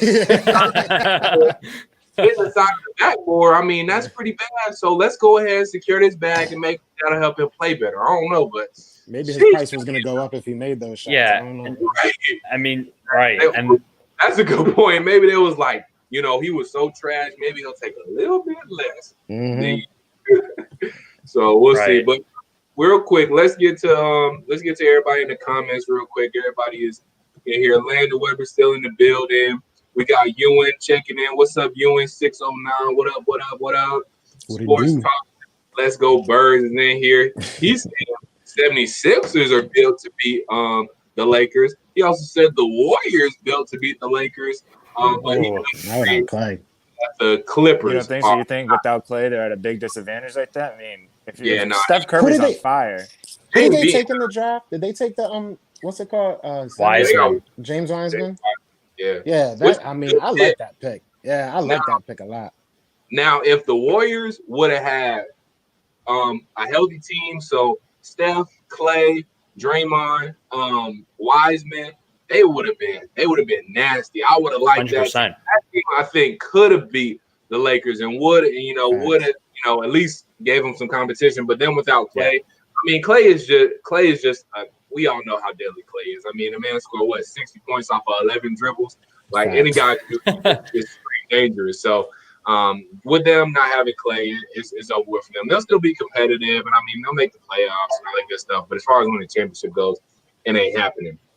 Right. Now, as far as him saying the 76ers, like you said, they can slow things down. But I mean, the Lakers are hard to beat in the half court too because LeBron can play in the half court. We know AD can get the job done in the half court. He can post up. He can take you off the dribble. He can do a lot of sorts of things. So I think, like we were talking to earlier, if Ben expands that shot and he pulls out that shot this year, then maybe they can make some noise. But other than that, we'll see. We just did the Clippers and all that good stuff. So keeping it pushing here, let's transition back over to the NFL quickly. Shout out to everybody in the live. We're about an hour deep strong. So we're gonna keep it going for y'all. Make sure y'all sub up on Philly Insider Podcast. Make sure y'all sub up PhiilyPhilly The Podcast, and make sure y'all sub up Shaky B, and of course your boy Dylan Mathews. We all in here. We got some good viewers, some loyal viewers in the building. So I'm gonna keep it going for y'all. So let's go over back to the Shield. What are you guys thinking? How are you guys thinking about the NFL playoff race and the way it's shaping out? Do y'all think there's one set team who's a favorite? Do y'all see a couple of teams who are looking like real Super Bowl contenders right now? For me, it's hard. For me, it's still hard to bet against the Kansas City Chiefs. They're still looking like the best team. Patrick threw 3 interceptions and they still won. They still won. Like that's tough. When your quarterback throws 3 INTs, y'all probably are losing unless the other quarterback threw 3 INTs. But I mean, even when Patrick is off his game, that team just seems to be so well-rounded now that they can just about overcome anything. And a lot of people saying they're bored, and I can see them being bored too. They might even kick it up to another notch once the playoffs actually start. But what are you guys thinking about the playoff race right now and potential Super Bowl contenders? Yeah, right. My bad. Go first. Oh, you're good. And then we'll go around clockwise. I got you. I totally agree, man. I just think not to mention he also took a 30-yard sack that game too, right near the goal line, which is a big play as well. But yeah, you said it, man. I don't see how that team cannot win it this year. Again, any given Sunday, it can happen in the playoffs. But as far as picking favorites, it has to be them. Their defense, you can say what you want about them. They get timely stops. Whenever they need a big play from that defense, they step up, right? There's not too many times where you see that defense where the Chiefs are, trying to rally late or they're, holding the lead late and that defense doesn't get the big stop of the game, right? The Steelers, they don't have a ground game right now. They just don't. And that's a big part of the playoffs. You can't just air it out in the middle of January, right? You're going to have to be able to establish the run to set up the pass. As good as your defense is, that's a big part of the game. The Bills, I've seen a lot of inconsistency. They are starting to heat up at the right time. They still have a third-year quarterback, right? And the defense has been, in my opinion, underwhelming. As far as the rest of the AFC, I think it's a little bit inconsistent, more younger teams after those 3. So I think it's tough for me to pick one of those teams to win. As far as the NFC goes, I have a tough time seeing the NFC win it because I feel like there's not really a complete team there. The Packers' run defense is atrocious. They have, Kenny Clark trying to do everything in his power to stop the run single-handedly, and he just can't be the only guy there, right? The Saints, obviously, when they get to the playoffs, it's like, where did this team go, right? If they have to play Minnesota, goodbye. They'll see their way out. I mean, Minnesota's been their kryptonite for the past however many years in the playoffs. Minneapolis, miracle, and then obviously they kind of got gypped in 2018 too. I was happy because the Eagles lost to them, the Eagles lost in the round before off the Alshon drop, so I was happy to see them lose. But I will fully admit it was the wrong call, 100%. And shout out to Dinkel Roby-Coleman, who is now on our team and has not really done crap. But just thought I'd throw that out there. Then you got, I think the Rams have a really good shot. I was not high on them coming into this year. I still don't think Jared Goff is a really good quarterback. He actually has more turnovers than Carson in the past year or two, I believe. But Sean McVay just schemes so well around him. The misdirection pre-snap, teams do not know how to scheme against it. Yes, they've been stopped a few times, but they have a good run game, which is what you need this time of year. They have receivers. You just get the ball in their hands, let them get blockers in front, give them room to work, right? And they have a defense they have playmakers on defense. Jalen Ramsey can take on any guy on any given day. I mean, he shut down DK Metcalf. He's one of the few guys who's done that this year. He got in his face. He jammed him at the line, and it worked, right? And you have other role players on the defense. So I think the Rams are going to be a sneaky good team come playoff time. After them, obviously the Eagles are probably going to win it all. No, I'm just kidding. But, I think I'm really excited. I think there's going to be a lot of interesting matchups come playoff time, just based on I feel like there's such a variety of scheme today and variety of strengths and weaknesses for each team in each conference, which I feel like at times the game can get kind of, similar where every team's kind of copying one another. I feel like every team kind of has their identity at least going into playoffs for good or for bad, right? So that's where I'm at right now with it. Yeah, I mean, you can look at it. I think the AFC is probably a lock, like you guys said. I think it's whoever's going to be playing the Chiefs are probably going to be losing in the AFC Championship game. It's just going to be like that. As far as the Super Bowl and the NFC goes, honestly, I think it's up in the air. I think any team can, really make a run in the NFC. Like, we've seen Green Bay get exposed. We've seen, Saints kind of get exposed, however you want to call it. But we've seen the Seahawks get exposed. Every team, and I think two of three of those were by the NFC East, if I'm not mistaken. I think the Seahawks lost to the Giants, and obviously the Saints lost to the Eagles. So who knows? You know what I'm saying? It might be an NFC East team that gets in there and actually gets healthy and makes a run. The NFL is all about who gets right at the hot time, because obviously it's a one-game season once you get to the playoffs. So I couldn't tell you who's going to be in the NFC Championship game, or even in the Super Bowl hosting, or being the Super Bowl likely from the NFC. I like the Saints just because they have Drew coming back. To be honest, I know obviously we just beat them, but it's kind of a one-off. That defense is ridiculous. And then you have, a quarterback that at any time can throw 400 yards, 5 touchdowns. Really doesn't matter who he's playing or the weather. He can do it. And if they have home field, I'm not sure how the NFC is shaking up as far as that goes, but if they're playing in that dome and Drew's in that dome, I'd probably start booking their flights. But that's probably the only team that's close to a full team on the NFC. Because Seattle has a great offense.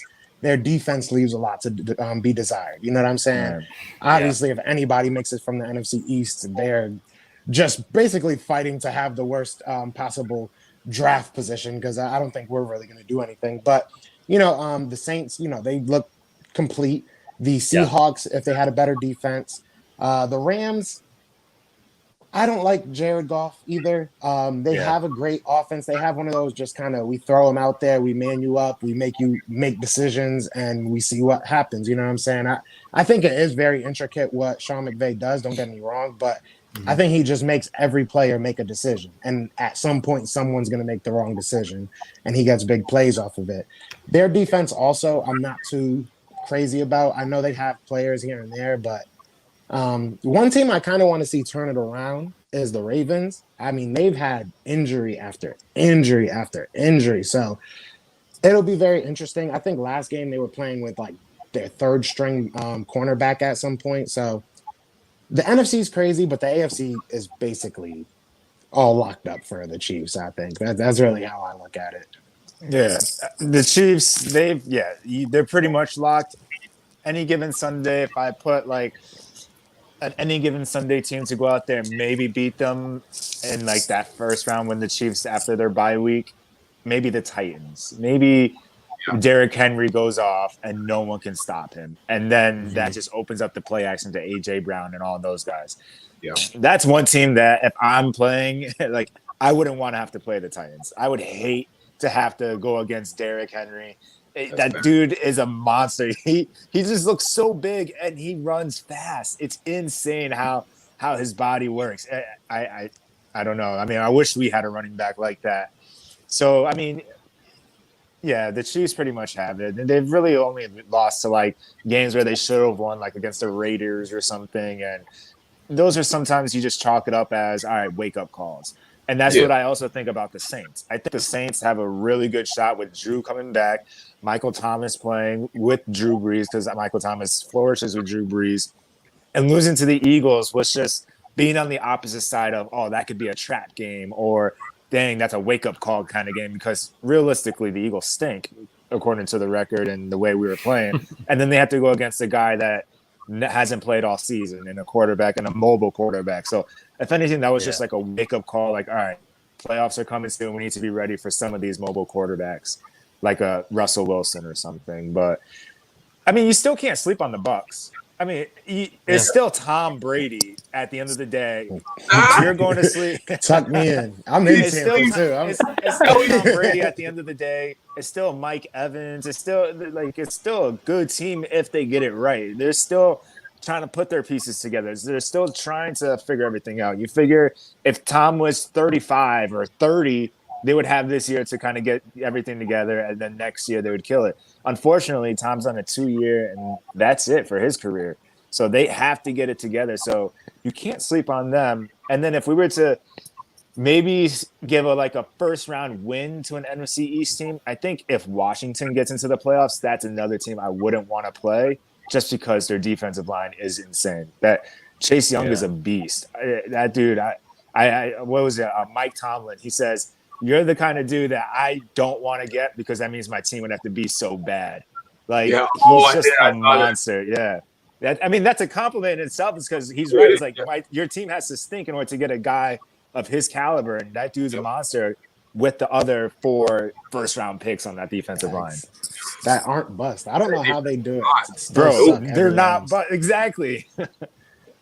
That, and I'm glad y'all brought that up, because like y'all were saying, Shaky, that how the Titans are a scary team to play in that first round of the division round, the AFC and the NFC. I think it's that exact Washington football team who will be scary against anybody who comes up to them, because that is a team. If granted Alex Smith is healthy, they found their quarterback Alex Smith. If he's healthy, with that defense that is raw, they got all them Alabama boys on the defensive front. Obviously, they got Chase Young. So, that is a defense. They scored 23 points without an offensive touchdown last game, and they won. So, their defense put up numbers like that. And obviously, that was they got some turnovers and stuff like that. But that's just what their defense does. It turns you over. It's not going to allow you a lot of yards. So, that could be a scary, scary matchup for some of these teams in the NFC. And I don't think their offense is enough to get them very far. But I can see Washington, depending on the matchup they get, if they do win the NFCs, somebody's gonna have to come to them. So if they get the right matchup, I can see them winning a playoff game. But as far as the AFC goes, I think it's pretty much locked up with the Chiefs. The Ravens, they had a big win last week against the Cleveland Browns, who are also looking good. Nick Chubb, that boy is just going off right now. Running team. Nick Chubb is the whole team right now. That's their bread and butter. Baker Mayfield has been playing well, though. But like I said, the Ravens, they had a big win against that same Cleveland Browns team. The Steelers don't. They never really scared me like that. But now they really don't scare me. They lost 2 straight after they played quality teams. Like you said, the insider, that they don't have the run game's not working. Big Ben isn't looking super scary, and they've have some nail biters against not very good teams. The Cowboys almost beat them, so I'm not very scared of the Steelers. So for me, if there's any team that could possibly take down the Chiefs, I do like the Titans, and then maybe the Ravens if they're on the right track, because I think they are built to compete with the Chiefs at this point in time. And the NFC is wide open. Joe, you said it's wide open. I could still see the Seahawks winning it. I could still see the Saints winning it. I could still see I drew a blank now. I could still see Green Bay winning it. So there are a lot of teams in the NFC who could come out of there, and I would not be shocked at all. So NFC is wide open. It's going to be fun to watch. The AFC, we'll see. But let's see what. I will say before we move on to that, the NFC East, to just kind of stay on the NFC East for a second, the Giants are sneakily not that bad either. I think they had like a 5-6 game winning streak. Like they kind of look like they give me those 2000 8 vibes when they had that 9-7 record or something and won the Super Bowl. Yeah, I think because they're really relying on that defense, they're really relying on their run game, and they don't even have Saquon. So I hate to say this, but they got some good things brewing on over there. And I know a lot of Giants fans would love to add another top pick to that team. But, Jason Kelce put out a video earlier in his press conference where he was like, the goal of every NFL team should be to win the next game. So the New York Giants have, taken on that approach. They got tough teams, though. I mean, I believe the Giants, they play the Seahawks and they play – they played the Seahawks. Washington plays the Seahawks, but the Giants play the Browns and the Ravens coming up. And those are and the Browns want to bounce back now. So 2 tough games. Yeah, I think the way the schedule is shaping out towards the end of the season here, y'all really have a good run. The Eagles have a good run to really still make a playoff because, like you said, the Giants have a tough remaining schedule. I think Washington's upcoming schedule is tough. And I think y'all still play the Giants and Washington one more time, don't y'all? We play Washington, Cowboys, and then the Cardinals this weekend. Yeah, so everything's still in front of y'all. So I think as far as, the easiest pathway to the playoffs, I definitely have to say the Eagles have the easiest pathway because, like you said, if Jalen still proves to be balling out, y'all could beat Washington because I don't think they can keep up with you points-wise. The Cardinals have been sliding. They're still looking to get a win ever since the Hopkins catch. And then the Giants, that'll be a tough game, rivalry game. And then you already played the Cowboys twice, right? You already played the Cowboys. Yeah, no, we beat vice the versa. We played the Cowboys. Okay, so forget what I said about Giants and Cowboys. Anything can happen, but the Cowboys look really bad. So I don't worry. That's probably the best part of the Eagles fan season right now is that they're terrible too. It's like exactly until they steal like our draft pick that we want or something like that. Right. Whether y'all make the playoffs or not, if y'all sweep the Cowboys, the season I can say will at least be somewhat salvaged, right? Definitely. Yeah, for sure. I would not be mad at that at all. If we went 2-14, you know what I'm saying, and our 2 wins were against the Cowboys, I would still be talking my junk to Cowboys fans. That's just kind of how it goes. That's best because Cowboys fans bring it on themselves, talking all that junk. Right. We winning it this year. No, it's not. Y'all calm down. Y'all can't do this. Y'all got all them weapons, but y'all still need that. Right. Cowboys fans. And they need to pay him too. And he might be back. I don't think he will. I think they played him, especially if they want to franchise him. Honestly, if I'm Dak, I'm not signing that franchise tag. I'm pulling a Le'Veon Bell. I'll take the fines, whatever, because he just got hurt on a franchise tag. How does he look if he goes ahead and signs another franchise tag and God forbid he gets hurt again? Then he's not going to ever get the bag.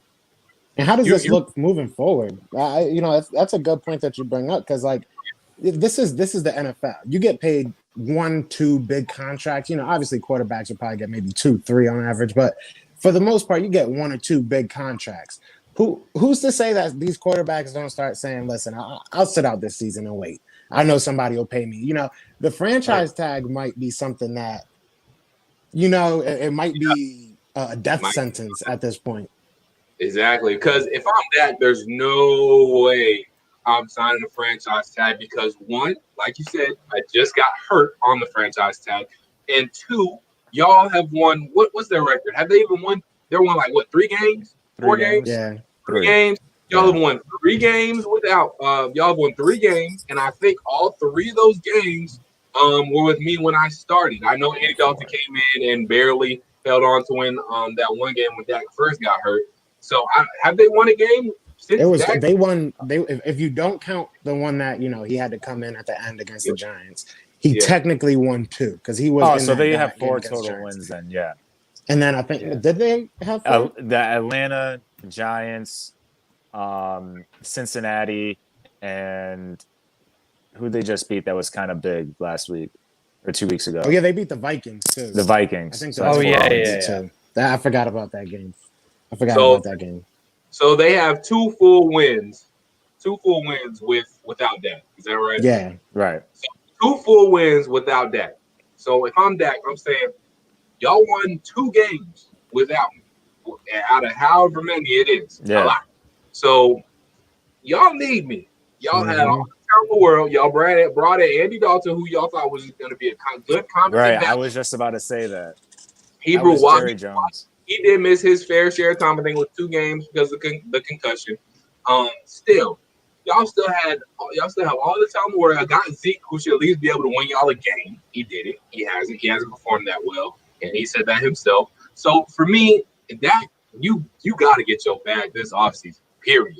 I mean, there's no way you can go back. Whether I don't care if you got to hold out, do whatever, request a trade to get your bag somewhere else. But Dak got to secure his bag. He's coming off the injury.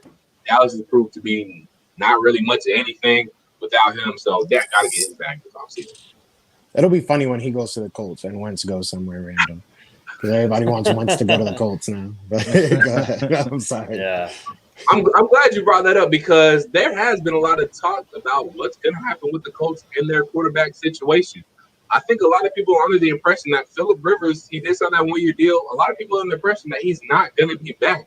And there's a lot of talk that, they could go for Sam Darnold. The Colts could. They could go for Carson Wentz. They could go for Dak Prescott if they wanted to. How do y'all see the Colts quarterback situation come up? I only ask because it's just been always an interesting topic to me. Yeah.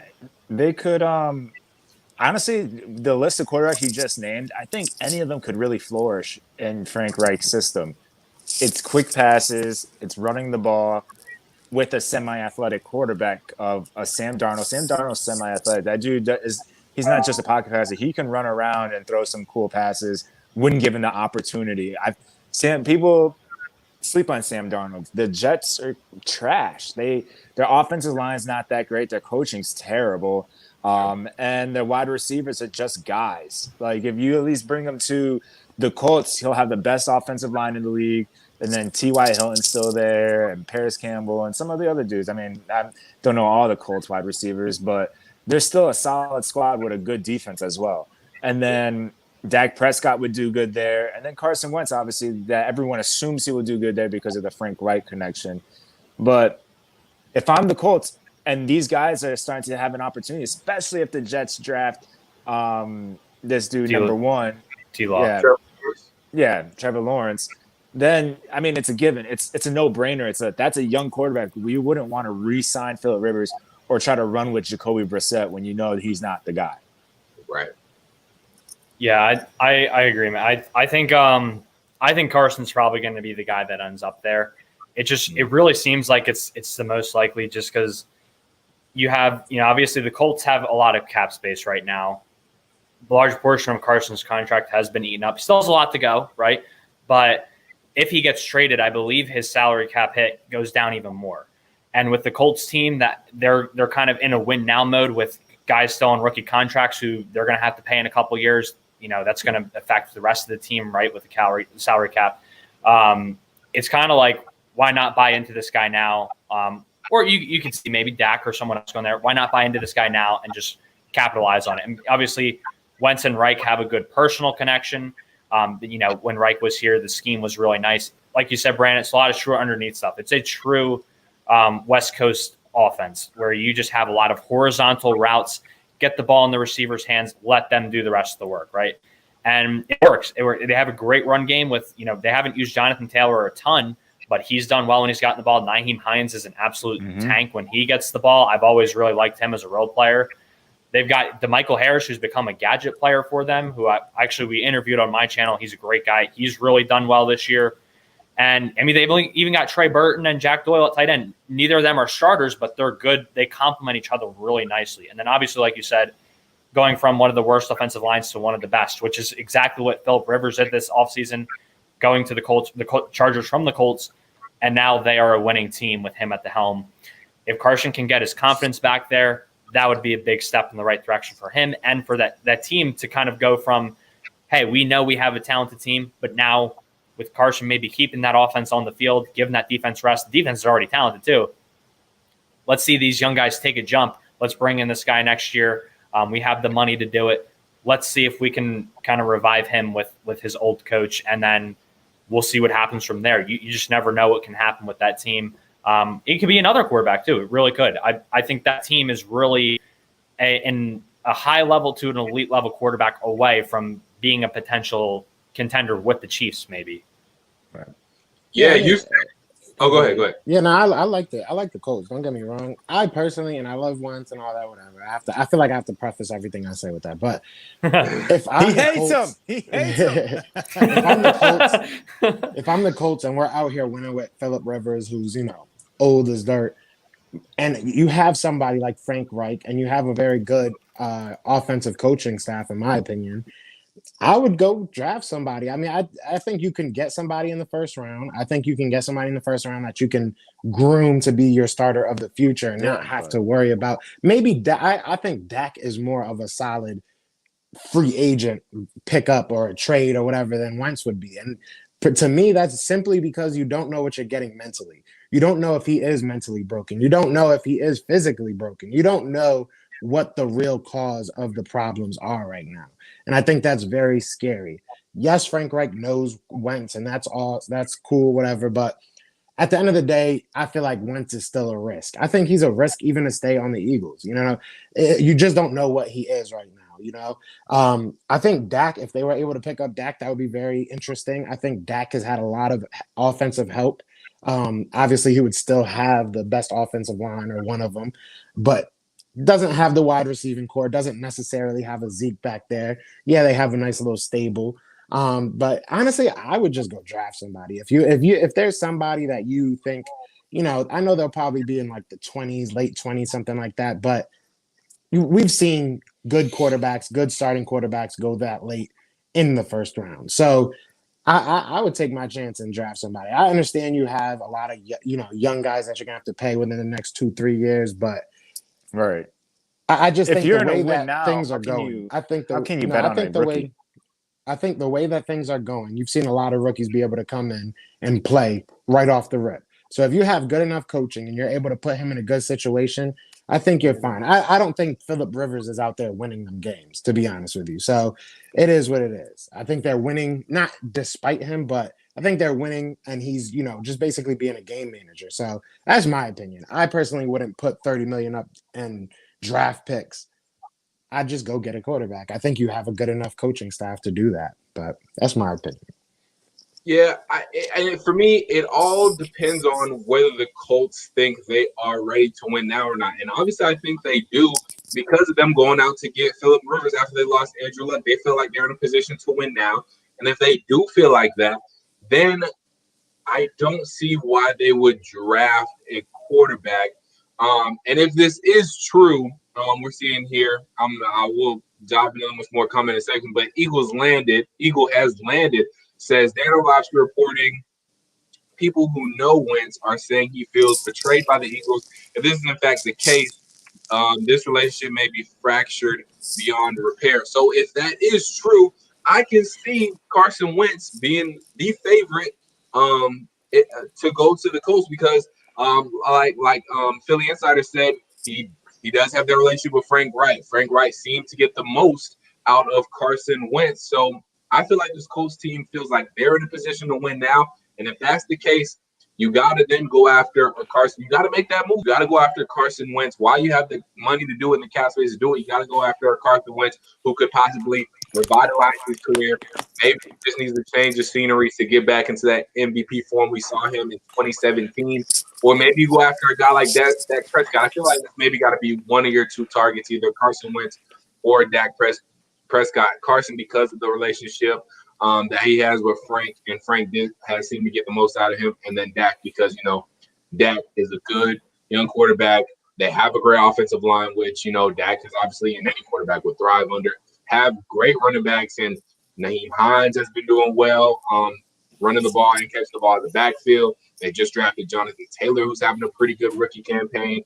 And then they also, I'm missing the guy. They have another guy too, down there in with the Colts, I think maybe.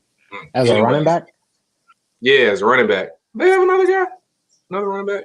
Outside of Jonathan Taylor, they Naheem had Hines. Marlon Mack, but he got Yeah, Mack. Marlon there we Mack, go. yeah. I forgot about Marlon Mack. Yeah, that's what I'm thinking about. Yeah, Marlon Mack. So you got that. You got that running back group back there. So I think the Colts have to go for it. And like y'all were saying, if the Colts get the right guy at the helm, because Phillip Rivers, like you were saying, Joey, Phillip hasn't played well, and the Colts are still in a pretty good position here in the playoff race. I think their current record, they're 9-4, so that's pretty good. When you have an old quarterback who has been playing well, just think if they had a good Carson Wentz back there, they had a Dak Prescott back there, they could be challenging the Chiefs, challenging the Steelers up there in the double-digit win category. So I think the Colts got to go all in for it, because I think that's where they're at now.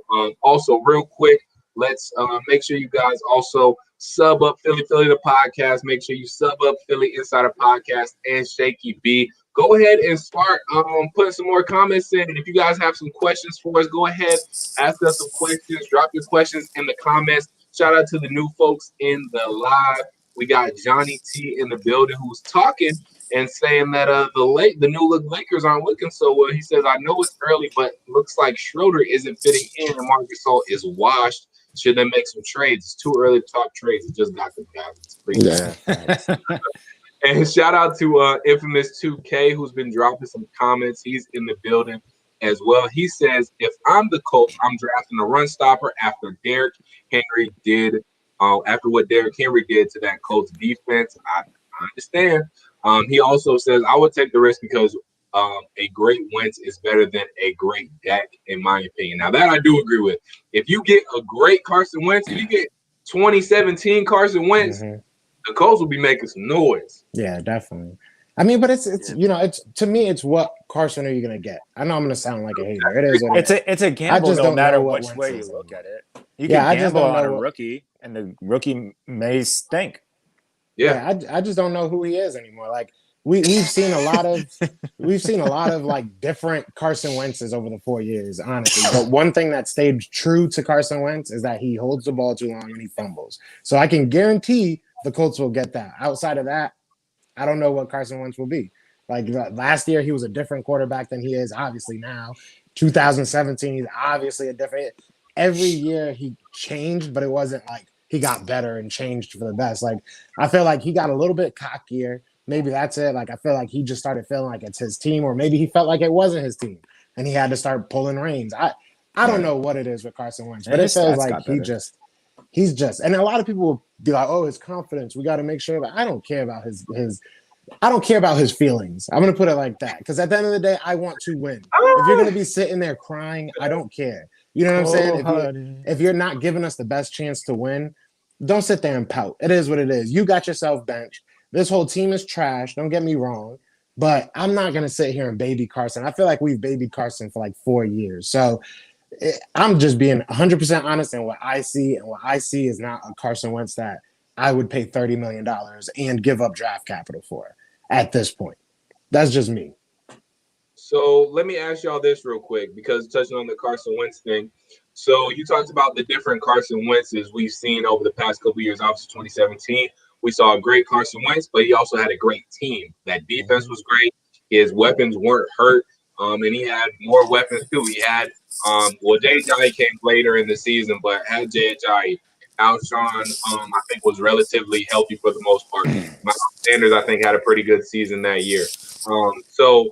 And then the next year, 2018, Carson wasn't, I don't know if he was necessarily bad. I didn't watch a lot of him, but the vibe I got was that he really had nothing around him. He was trying to do everything, and he still got that team to the playoffs. So they kind of put that on, okay, Carson just didn't have much around him, got hurt again, and we know Josh McCown had to come in for that playoff game. And now this season, it seems like Carson Wentz never really took off that Superman cape, and he was trying to do too much when he hasn't had to. So do you guys think more the onus is on Carson Wentz this year, or do you think it's still a fact of Carson Wentz doesn't have the weapons that he needs around him, or what do you really think this all boils down to? Joe, I know you think it's more so Carson Wentz, the trash is, and the team is trash too, but what's the consensus on Carson Wentz? Yeah, I think it's tough because, like Joe said, it's been different every year. I think it's been a different situation. 2017 didn't have a lot of people say didn't have a bona fide number one weapon, right? I mean, Alshon was kind of aging. He had a torn rotator cuff that year, but the team all around him was pretty phenomenal, right? Like you said, 2018. Obviously, like when you do get a backup quarterback in there, Foles did have that 3-game magical run. But at the same time, people forget Foles was also the reason that Wentz got rushed back from the ACL in the first place in Week 3. Yeah. And since that ACL, with his ACL leg, he's kind of been pointing it weird. He's kind of been pigeon-toeing and not really – that's affecting a lot of the throws to his left as well. And no one's really gotten the film room, no quarterbacks coach or anything, and fixed that with him, right? John D. Filippo was a big part of his improvement of his mechanics in 2017.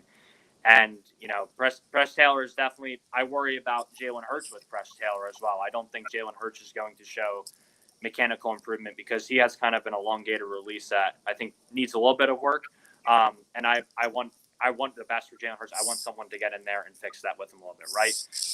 And also, you look back at 2018 – Week 14, we lose that Dallas game where Carson doesn't get the ball in overtime.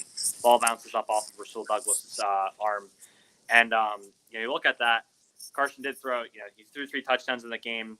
I was watching one of the plays from that game early on, the first drive, one of the first scripted plays, right? It's everything's downfield. There's a pick route. Both the receivers, I think it was Nelly and Ertz ran into each other. And then 3 of the offensive linemen got beat on the same play. And then, like we were talking about earlier with, the one-read stuff, the week later, one of the first scripted plays is with Foles, RPO, a drag underneath the Ertz, just get him comfortable earlier, right? So it's kind of I think a lot of people will take that as, well, he's not game planning correct for Carson, right? But it's also Carson Wentz is supposed to be this guy who can air it out down the field. You want to take more shots with him, right? So I think that's fair to say. But 2018 was a weird year with the ACL, so we kind of wrote that off, right? Then going to 2019, he did have some bad games, right? The Minnesota game, I did not think he played well.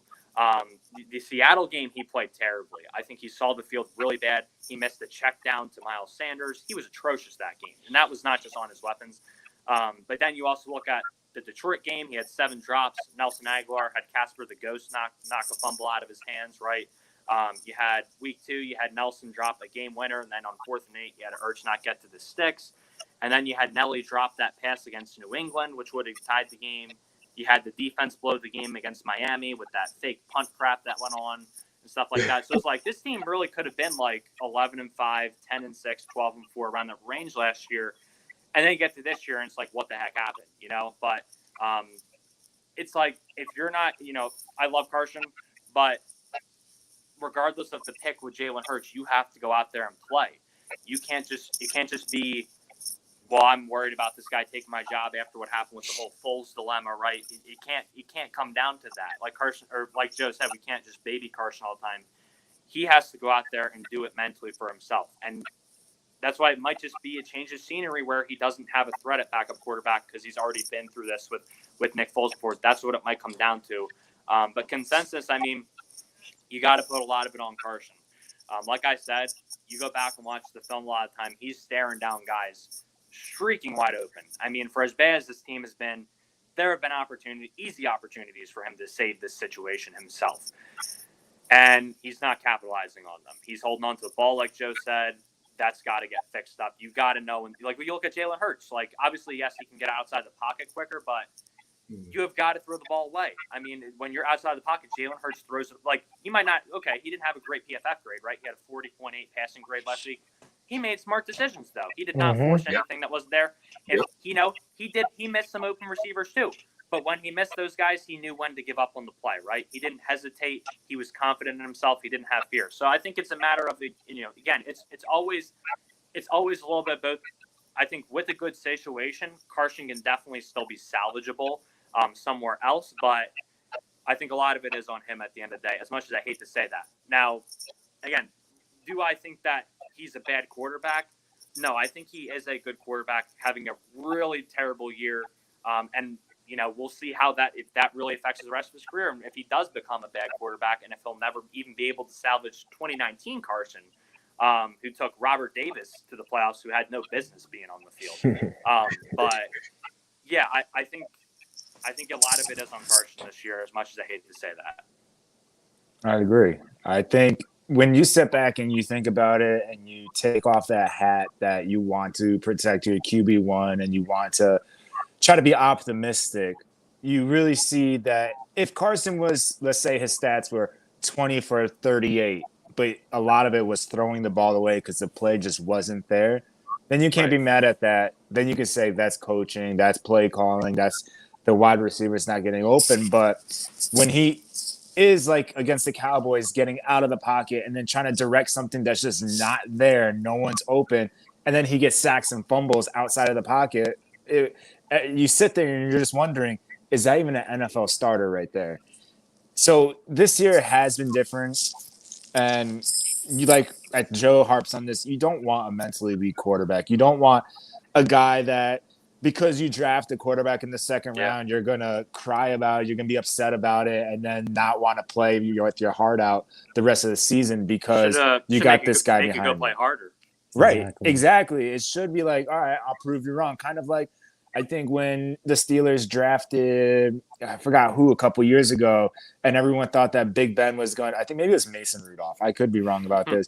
Everyone thought Big Ben was going to like teach him the ways and stuff, and Big Ben's like, "No, I'm not talking to him. I'm just going to go out there and prove that I'm a starter and that I'm not going to be replaced anytime soon." That should be Carson's thing. It should be like, all right, whatever. You can stay here and be backup, play scout team. They wasted a draft pick. Sweet. But no, instead, he makes all these mistakes. He looks scared. He looks like he's seeing ghosts. If he runs out the pocket the right way, cool. But instead, he's running into linemen and like bouncing around in the pocket. And it's unfortunate to see because, like I said, you want to defend QB1 and you want to defend the guy that we drafted number 2 overall. We've been rooting for to kind of turn it around the last 5 years. And I mean, it's unfortunate. At the end of the day, all we can do now is hope for our team to win, kind of hope for Jalen to prove himself and be good in this offense and show that, okay, maybe there is something behind the scenes that we don't know. Maybe Carson and Doug just don't see eye to eye. Maybe Carson was like, Doug, I don't want to listen to you. You're a backup quarterback. Maybe something happened because now even Brett Favre is saying that, oh, they should have kept Foles. Oh, Hurts looks good out there. Looks like the Super Bowl team. It's like, damn, it feels like maybe Carson did hurt Doug's feelings and Brett Favre's out here trying to defend his buddy. I don't know, but it's definitely interesting. But like I to bring it all back around, you got to have to put it more on Carson this season because at the end of the day, it's decisions that he's been making that's really been mind-blowing.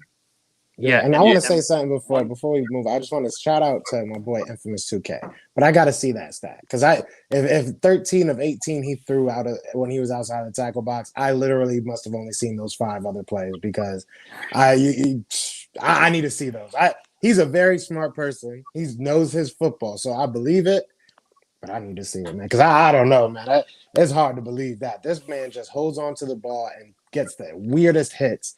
Maybe throwaways are counted as ones that just pop out of his hand and he throws it to the other team. Maybe that's throwing it away too, but I haven't seen it, man. But yeah, it is what it is. I like Carson. I think a lot of people like get that misconstrued. You know what I'm saying? I like Carson. I think he's a great player and I think he has great talent. But mental, Babe Ruth said it when he was, it's the game he was talking about baseball, but it's the same thing with football, man. It's 50% physical, 90% mental. It's always going to be that way. You have to have a strong mentality, and even Doug has showed me, and I know it's press conference, but I think every Philadelphia Eagles fans have found a new respect or maybe hatred, depending on who you ask for press conferences, because our whole team just looks defeated, and when Carson, I understand it's a tough situation to talk about you getting benched. The man looked like he was going to cry. The man looked like it was over for him. I understand it, but at the same time, I want my quarterback to go out there and be like, oh, I'll get my job back. Or like, Brandon said, like this, make it about yourself. I understand his faith and I respect that and all that, but I just don't want to hear God has a plan for me. I need to hear your plan. I need to hear what you're going to do to make yourself better. Same thing with the coaches. Like, like he said, you need to put them in the best position to succeed.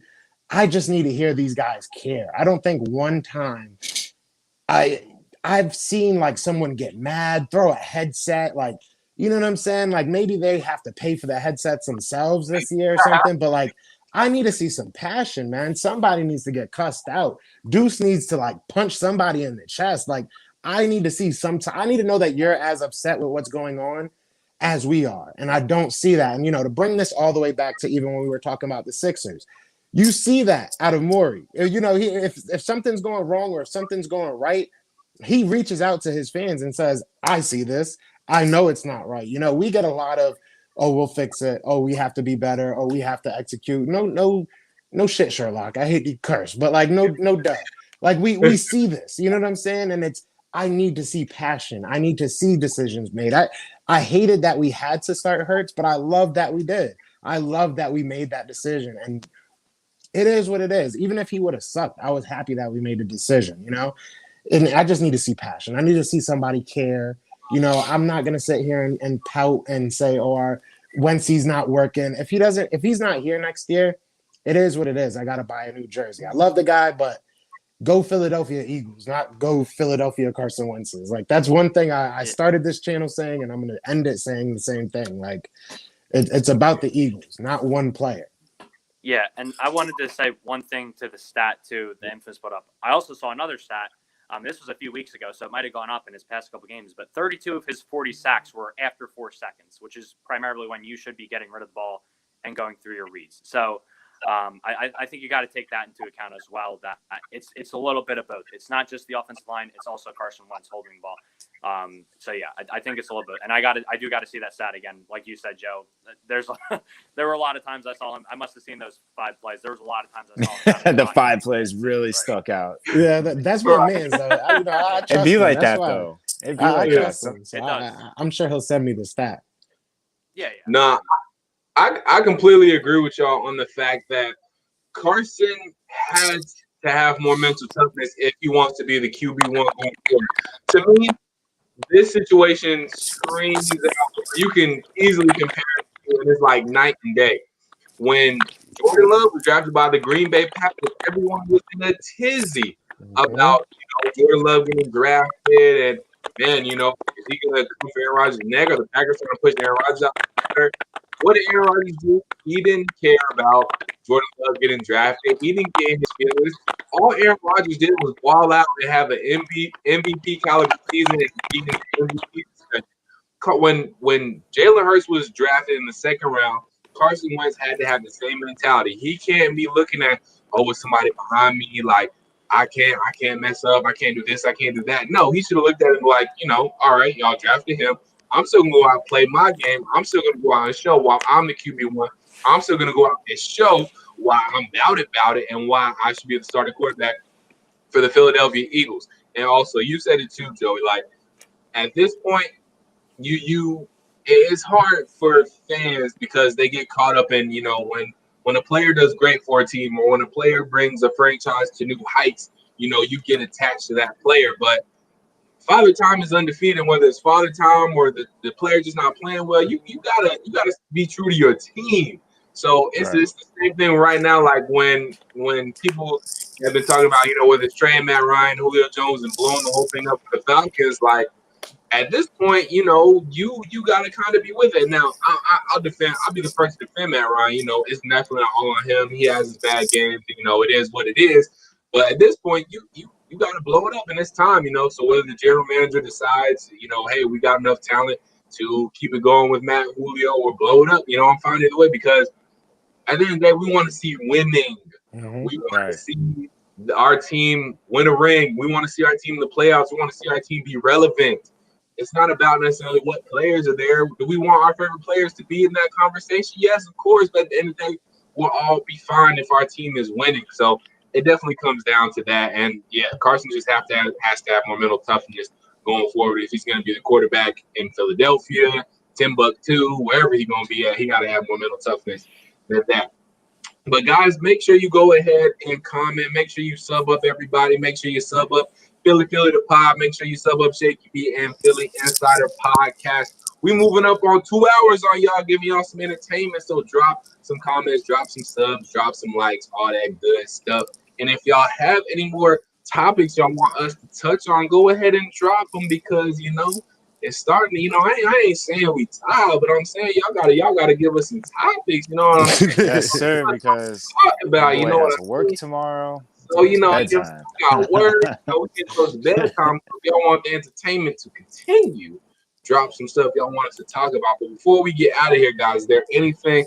And shout out real quick to some new folks jumping in. IL since birth is in the building. He says the offensive line, though, I think Carson has been fighting for the top spot, has been fighting for a top spot and got into his mental. Shout out to Ewing 609 who's been in here. Infamous K, we've been talking about his comments. But guys, do you guys have any last comments y'all want to touch on? Any last, information or feelings y'all want to bring to light? Anything I need to get off y'all chest? Yeah, I'm gonna say this real quick. Go Nets. I don't care, I love all my Eagles fans, but just be ready for that Sixers trash talk because it's gonna come. You know what I'm saying? I was trying to stay like unbiased and partial. I'm like, I'm gonna lose mad subs, but I'm cool with it. Y'all gonna get that. Y'all gonna get that Sixers. We're gonna be smoking on that Sixers pack very soon. But other than that, man, this was a lot of fun, man. I love rocking with y'all. Philly Insider, we've done this before. I had to have you back on. And man, Dylan, we've been trying to do this for a minute. So, it's a lot of fun. Yeah, but I do have to say before we go, y'all need to go check out. I feel like Dylan's channel, as far as NBA content, is one of the most underrated channels on YouTube right now. And Yes, sir. I don't say that about a lot of people, bro. You've done some really cool stuff. Shout out to Simone. You guys do some really cool stuff. So I'm glad we got to do this for real. I appreciate it.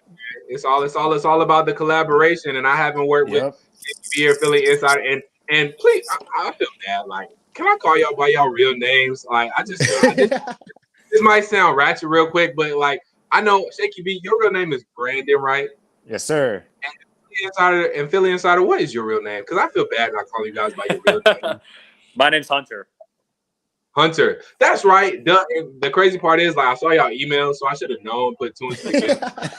That's gonna be Hunter, Brandon, and obviously you, Joey. It was great working with all of y'all, and I appreciate y'all having me on. I appreciate the kind words, and y'all's channels and y'all own respects have been doing great too. So I'm glad I got to collab with y'all, and we'll definitely have to do this again.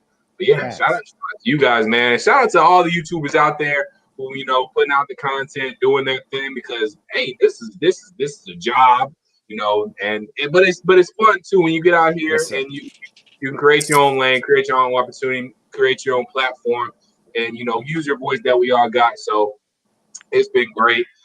So shout out to you guys, and anybody else got last thoughts. We can at least make it a 2 hours for people. We got 3 minutes left, so yeah.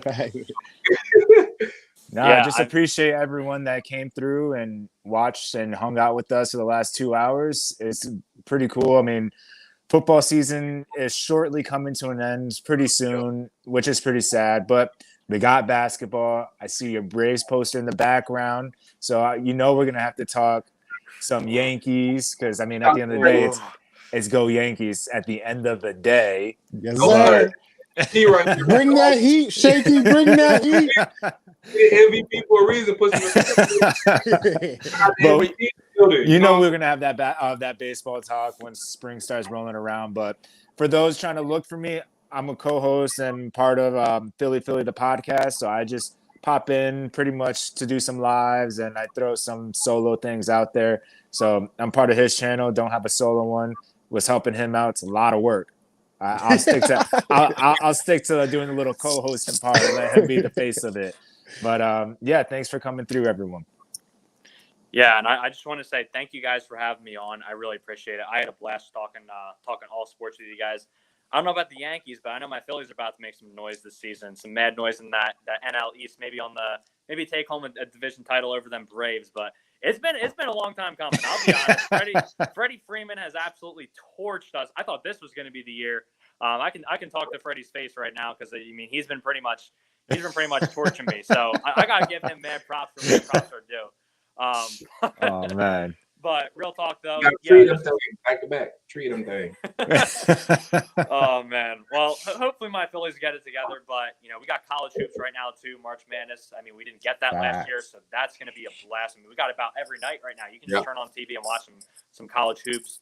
And hopefully the Eagles make this run. Like, again, as a fan, you want to see them make the playoffs every year, right? So I hope the Eagles make this run. I think Arizona is the big hurdle to get that win in game with Washington week 17. I'm going to be excited for that. I'm excited for the rest of the sports coming up. Hopefully we get some Sixers Nets stuff going on. Like you said, Joe, get some trash talk going there. Might have to do some collab streams during free games and stuff. Maybe we'll get we'll get a rematch playoff series from a couple years ago. But it'll look a lot different than that playoff series. But yeah, thank you guys again for having me on. This was a blast. All right, real quick to end it out, let's make some predictions real quick. Since the Super Bowl is coming upon us, man, we ain't gonna go NBA too crazy because the season just started. But real quick, if you guys got to pick a Super Bowl champion, who y'all got? I'm gonna mess this up, all right? Because I'm pretty sure everybody's gonna, or at least has the Chiefs on their mind. Okay, I'm gonna jump off the ledge. All right. I'm gonna get so much. I don't even know if I want to say it though. I think the Dolphins have a very good chance of surprising a lot of people if they make the playoffs. Wait, did I hear you right? Did you say if they made the playoffs, I think the Dolphins make some crazy noise. That defense is real, and Tua might be he's not a crazy passer, but that offense is making the right moves. They are winning games. I'm jumping off the ledge, and that's going to be my crazy prediction. My hand is raised. Real quick, bro. What's that cup? What you mean? I just feel like everybody's going to say the Chiefs, but I like what the Dolphins doing. You had a bunch of other teams. You could have went with the Ravens. You could have went with the Browns. That's just easy. That's just too easy. I like what the Dolphins are doing. I think they're going to surprise the world, shock the world. If my Eagles ain't going to do it, I'm picking another random team. Let's go. Go Fins. Fins up. Let's go. You said it. The Chiefs are an easy pick, but I'll go NFC side. Maybe I'll give it to the Saints. Maybe the Saints have it to finish off Drew Brees' career. He can retire after this year. If they win a Super Bowl, they'll bring it back. So, when did they win? In 2009? Whenever Katrina was, right? 2009? So, about 2009 season. So, it's almost that 10-year or a little bit over. It's 11-year. Make it a 10-year anniversary Super Bowl. Why not? What's in his cup? We just beat them, but y'all ain't asking about his cup.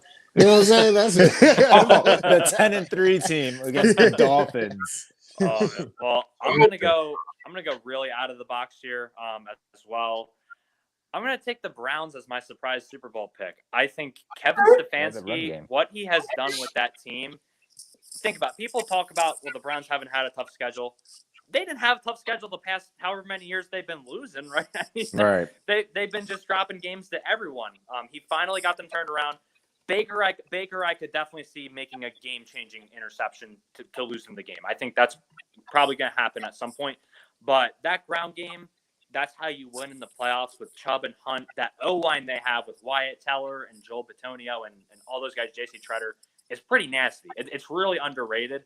And then you factor in on defense, again, they've got some holes on defense, but when you have a playmaker like Myles Garrett, anything is possible. As long as he is healthy, that team could be dangerous down the stretch. You've got Denzel Ward who can lock down someone. That team could really be dangerous if they control the clock, continue to pound the run game, and just make Baker Mayfield comfortable. So that's my surprise Super Bowl pick. I didn't want to go with anyone, any of the favorites, but. And I want to tell all y'all, when the Dolphins are making noise in the playoffs, and we're running this back, and y'all gonna be like, "Oh, yeah, you crazy, but that was wild. You were right." And I'm gonna rub this in all y'all face because I'm telling you, man, they 8-5. Y'all act like they 4-10 or something like that. Like, hey, man, y'all gonna stop hating on me, man. He must have some hen dog in that cup. I just came off a 10-hour work shift, man. I might be a little delusional. I ain't gonna cap. Oh, okay, all right. I understand it. I like Tua too, but I don't think they about it quite yet. We'll see. But as far as I'm gonna say, I'm not gonna go with the Chiefs either. It's really hard to repeat, but if they're a team, they can do it. But I'm gonna go with the Seattle Seahawks. I think when them losing to the Giants kind of woke them up. I think Russ is going to start cooking again like he was in the beginning of the season. Jamal Adams being back and being healthy is going to help that team defensively a lot.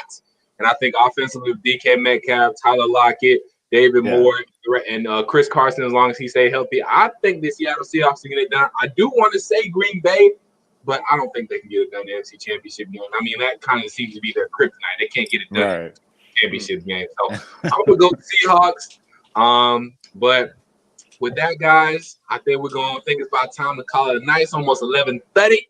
And Damn. we've been in this guy over 2 hours. So again, one last time, make I'm sure sorry, you guys Brandon. I'm sub sorry. up.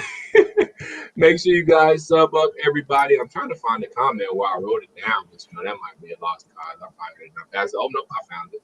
All right, so make sure you guys sub up PhiilyPhilly The Podcast. Make sure you sub up Brandon, that man Shaky Me, and make sure you sub up Hunter at Philly Insider Podcast. Make sure you sub up your boy Dylan Mathews, Point Blank Period. Hey guys, it's been a fun one. Hopefully we'll do this again soon. Yes, sir. I mean, we out here, guys. Make sure y'all like, make sure y'all comment, subscribe. We out. Peace. Peace.